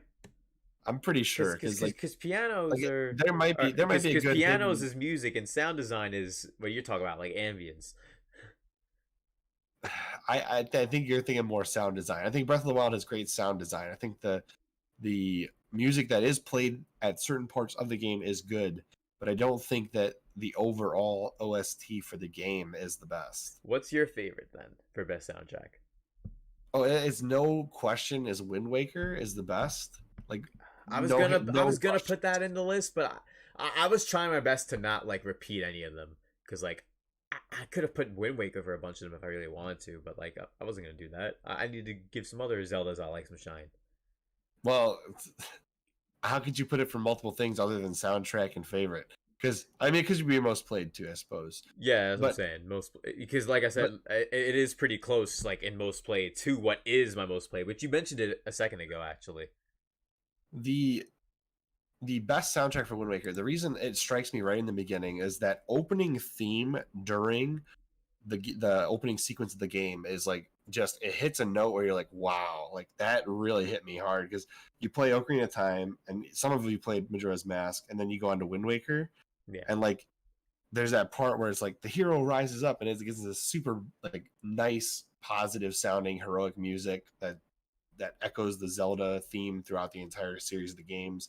And then all of a sudden it drops down to this eerie kind of oops, the hero died music. It's like, oh, and like the emotional highs and lows of that intro part of the game are like crazy for a Nintendo Zelda game. Yeah, it definitely raises the stakes. I have listened to that in my car multiple times just to see like how I would feel just listening to it with no background music or no background animation. And it still hits the same because it's like, oh, dark and dreary all of a sudden after Hero of Time music's playing. Yeah. Well, the next one on the list after soundtrack, most played Minish Cap. I cannot count how many times I've played the game, Really? replayed the game, especially as a kid. It was my one of my earlier Zelda games I had as a kid too. So, man, that game is so good. Capcom needs to make another Zelda game. Oh yeah, I mean, I would love to see an Oracle's duology remake. That would be awesome, True. like Link's Awakening style. See, that is what I want to see too, an Oracle's duology remake. I'm not sure if that would happen, but that would be sick if they were. Or they could do the Capcom collection on the Switch and just bring us those games except widescreen.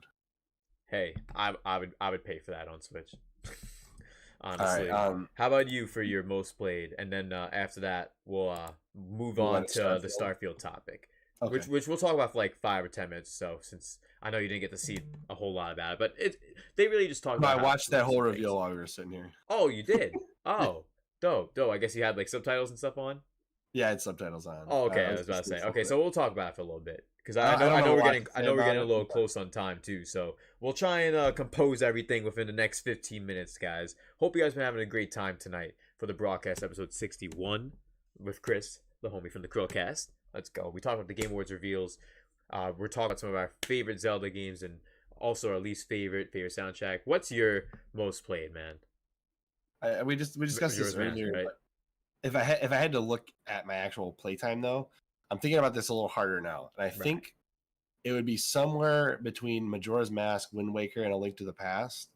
And Wind Waker, it's a funny story. I love Wind Waker; it's one of my favorite games in the series. But I got somewhere in the middle of it around the time that I was getting into Halo and Call of Duty, and then I set the game down for almost a decade. And then when I moved into my house that I live in now, that's with my wife after we got married, I rebooted the game up after a decade and had to find my bearings again. And then I finally finished it in like 2016, 2017 is when I finally finished it. Right. For the first time. but a decade, like that's Yeah, crazy. I set it down Oh. during the Triforce quest, in the middle of the Triforce quest, in like 2006 or 7, Right. and then I didn't pick it back up again until a decade later. At least Can you believe that?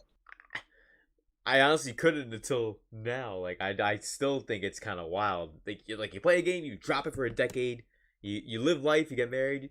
Why not play the game again? You pick it back up and finish it. Like Yeah, that's exactly what happened. My memory card still had the save file and everything was good to go. Yep. Oh man. Well, that's everything that we feel about our favorite Zelda game, latest Zelda game, least favorite, and more from the latest trend on Twitter with Zelda games, filling in the blanks. And we're gonna be winding down with the final topic of tonight's episode. We got Starfield to discuss because there is a recent showing of Todd Howard talking about some of his thoughts of the creation of Starfield, how it's going to be more scientific based of how the world operates. Things like that is how Todd and many other people within Bethesda see how Starfield's going. And to me, I think Starfield is going to be doing something that Breath of the Wild did when Breath of the Wild was being made. Breath of the Wild took a lot of inspiration from Assassin's Creed and Skyrim. So I think Todd Howard's going to tip the hat to Breath of the Wild and take a lot of the scientific approaches that Breath of the Wild did with like the temperature of how it is outside. Should you wear something colder? Should like things like that, like those life-altering scientific things. I think there's going to be an incorporation of that inside Starfield. What do you think? And for those who are in the chat who are watching, hope you guys are enjoying the stream. We did just hit 20 likes. That's awesome. Hashtag 20 like hype in the chat if you're in here for this final topic as we wind down for the next 15 minutes, yo. Honestly, I think that as long as they can avoid what they did with Fallout 76 and deliver us a game that is complete, at least from start to finish, in essence, the original story that they had planned, and DLC, whatever, that can come later. You can get your no $100 battle pass. Well, yeah, I know, Remember that? And I don't care if they have multiplayer or not on launch. That doesn't bother me at all. I don't want to have an Elder Scrolls Online experience with Starfield, but if you have that first experience, like so, Halo has this experience. You step out on the ring for the first time in Halo CE, and you're just blown away by this ring world in the middle of Starfield, in the middle of Halo, right? And you can see for the first time, like maybe you can go to Halo in Starfield. Honestly, I wouldn't be surprised if they had at least a ring world in Starfield. That would not surprise me. Like just something to like take a nod to Halo, because during the development they did become part of Microsoft. So I can see an Easter egg like that. I would love to see a DLC for like $5 to be the Master Chief in Starfield. I would be fine with that. It'd probably be 10, but that would be sick. I would happily pay for Master Chief in Starfield just to be my pilot. But I digress. I think Starfield could be like the way it was described to me, the way that I've seen writings on it, and some of the information that I saw in that video. It sounds to me like it's like it's not Star Wars. You're not going to be hopping into a ship that's been battle tested and battle worn, and you can get from planet A to planet B no problem. Right. It's more like you better have all your preparations made. You don't know if you're coming back yet. Like this is like 20 years in the future with 50 years in the future with SpaceX finally being mostly successful with launching rockets back and forth between the planets. It's like, you better be very prepared to have that ship break down on you midway through travel, and you have to sort through like a mission might just be you're flying to the moon on your first mission or something like that, right? And you better be ready to encounter some difficulties you weren't expecting. Some engine failure.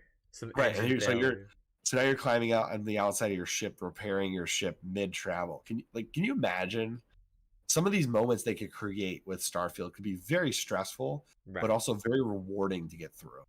Yeah, and I think that's going to be like the part that brings people back to Starfield every time they play it, is that rewarding feeling when you do succeed and you do survive through all those perils as you go through space and to each planet, and how everything's going to go. I hope it's not like how No Man's Sky first released, though.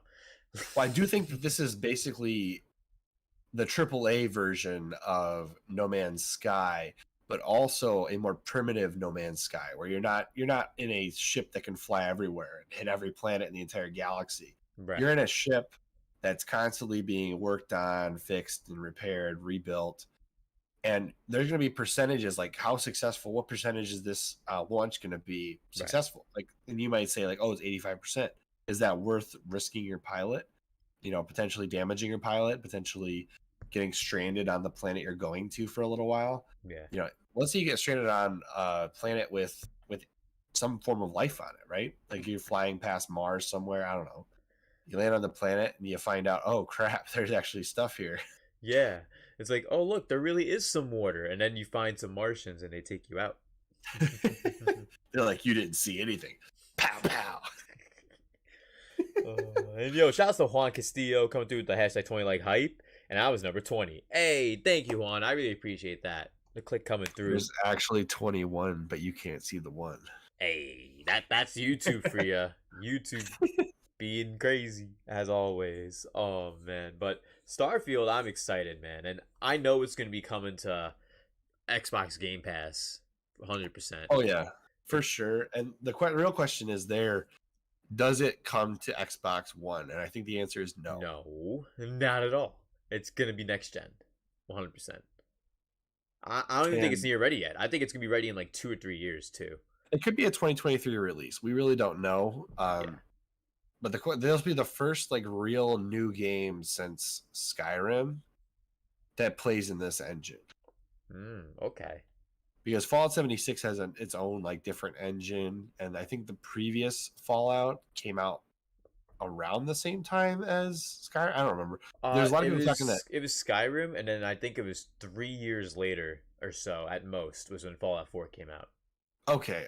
So there's a lot of people saying that Skyrim, because it's been around so long, Starfield is launching in the shadow of Skyrim. How do you feel about that thought process? I feel Elder Scrolls 6 is the one that's really in the shadow. I can understand the concept of Starfield being in the shadow because it's the next game from the team overall, but I feel like Elder Scrolls 6 is the one that's in the actual shadow of Skyrim, personally. See, I don't think so, because I think Elder Scrolls 6 better, even better. How about this? Here's the real kicker. Okay. Elder Scrolls is in the shadow of Skyrim.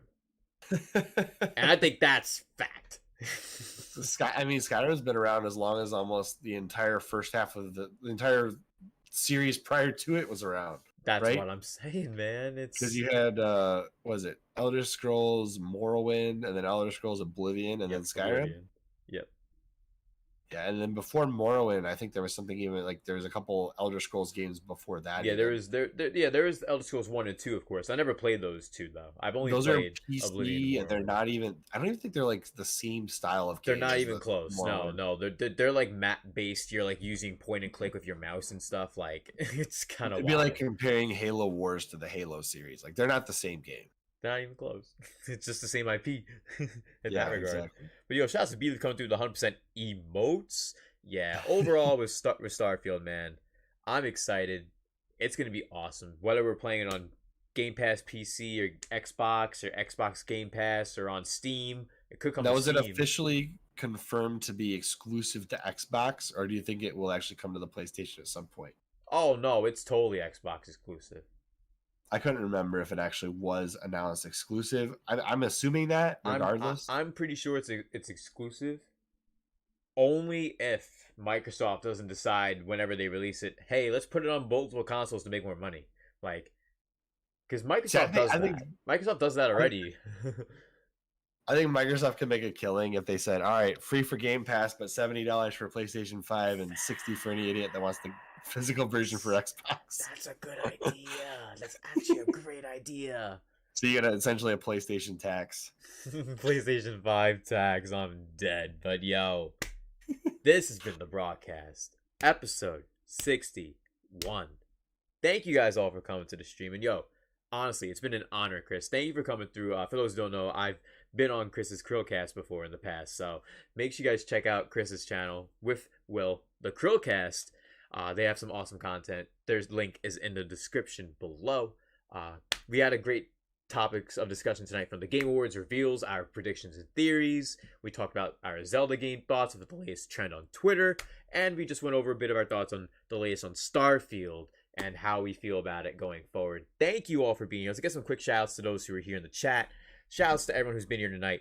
Juan, thank you for coming through. Shouts to B Leaf, Blue Badge Gang. Shouts to Nacho Average, Halo Guy 365, Birdman, Jugs McGee, Red 5 Fuego in the building. Shouts to Demico, Blue Badge Gang. Shouts to Jakin, thank you for coming through, bro. Shouts to Freddie Bricks, thank you so much, Nindy Gamer. Thank you so much, J Cat. Everyone coming through tonight. It's been a blast. Young Atticus, Kugan, yo, St. Lou. It's been a blast. Thank you, everyone who's been here tonight for the broadcast episode 61. And yo, Chris, thank you for coming through, man. I really do appreciate it. I hope you had a fun time too, bro.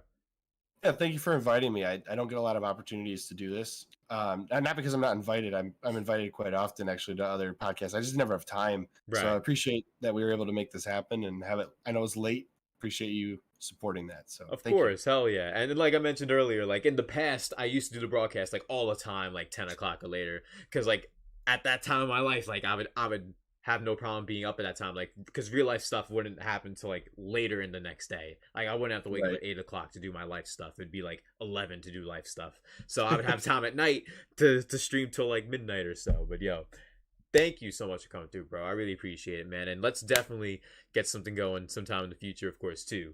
It's gonna be great, man. Hell yeah, seriously. Yeah, we'll set something up for January, I'm sure. Hell, I'm down. But yo, thank you for coming through. I really appreciate it. Hope you have a good night, man, and continue recovering, man. You definitely look better, man. Thank you very much. Appreciate it. And Hell you take care, Mr. V-CiPz. You too, Chris. Have a good one, bro. Peace. Take care. Yo, shout outs to the homie Chris. Let's go. Real true, 100%. And shout out to everyone that's watching the stream tonight. It's been a blast. Thank you all for coming through to the broadcast episode 61. We are about to wrap up. I hope you guys had a great time today. Don't forget though, we do have some new content on the channels, and I've dropped a lot of content recently and with some dope news too. I'll mention it all again real quick for those who missed it in the beginning. We got new OST up on the It's V-CiPz channel, as well as a new video on the main channel. What's wrong with the Game Awards 2021? Make sure you guys check out that video if you guys haven't already. Check it out right here on the main channel. Then earlier, right before the stream started, I had a video uploaded on the It's V-CiPz channel.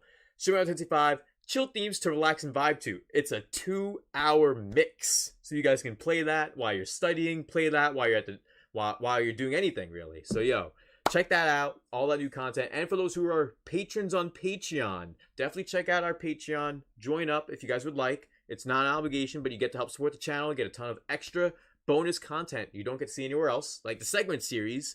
Check that out on Patreon if you guys haven't already, because we're definitely rebooting it up, and I really would appreciate you guys check that out. And the new video for tomorrow, because we're going to be having a new video on the main channel tomorrow. I already edited it today. That's why I've pretty much been at my computer since 12 o'clock today. I've been here for 12 hours straight. I cannot wait to sit down in bed and play some Captain Full Body or SMT5. I am excited. Thank you guys for being here. I hope you guys have been excited, because this has been an awesome episode of the broadcast with episode 61 with the homie Chris from the Chrillcast. Don't forget to check out his channel in the subscription and subscribe. He has awesome content over there with his with Will, and it's a lot of fun over there with lots of awesome videos often too.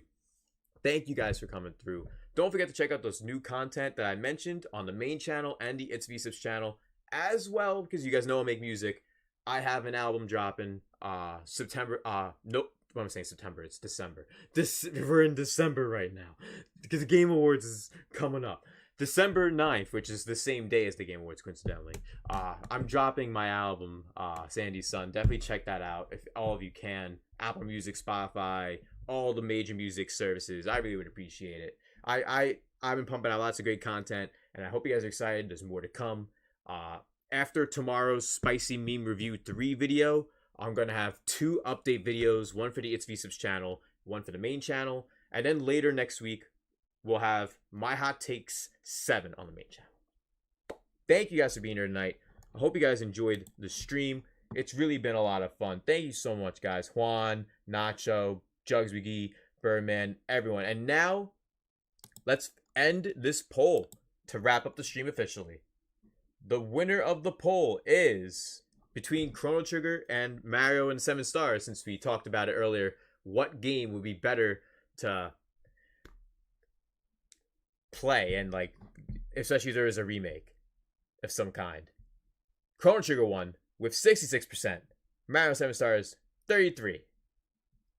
Hey, I guess not everything with Mario is going to be bought. But hey, it's also our community. Definitely probably prefers Chrono Trigger more too. So it's a more fixated vote, I guess. But yo, thank you guys for being here. It's been a blast. Check out the new content, the new chill themes to relax to video 2-hour mix on the V-CiPz channel. Check that out now if you guys can, since I just dropped that. Thank you all for watching, and I will see you all tomorrow for my new video. I'm probably not streaming on Friday. Tomorrow night, I'm streaming with the homie Rise Up, y'all, playing Rust. I'll see you guys tomorrow for some Rust. And my new video, Spicy Meat Review 3. Check out Spicy Meat Review 2 if you haven't already. Peace. Real true, ayy. No, we gotta keep it 100, keep it 100. Real true, ayy. 100%, 100%, 100%, 100%, 100%, 100%, 100%. I always grind. 100%. I always rhyme. 100%. 100%. 100%. I always grind. 100%. Bricks going back anytime on the track. We never slack, we always on attack. We got the pack in the back of the lack. Beyond the jag, all black, no Kodak. Putting cardiac, my rhymes on my neck. It's sips brick season, this how we react. Days long, night, use insomniac. Count each block in each rack that we both stack. Hey, 100%. 100%. 100%. 100%. 100%. 100%. 100%. 100%. I always grind. 100%. I always rhyme. 100%. 100%. 100%. I always grind. 100%.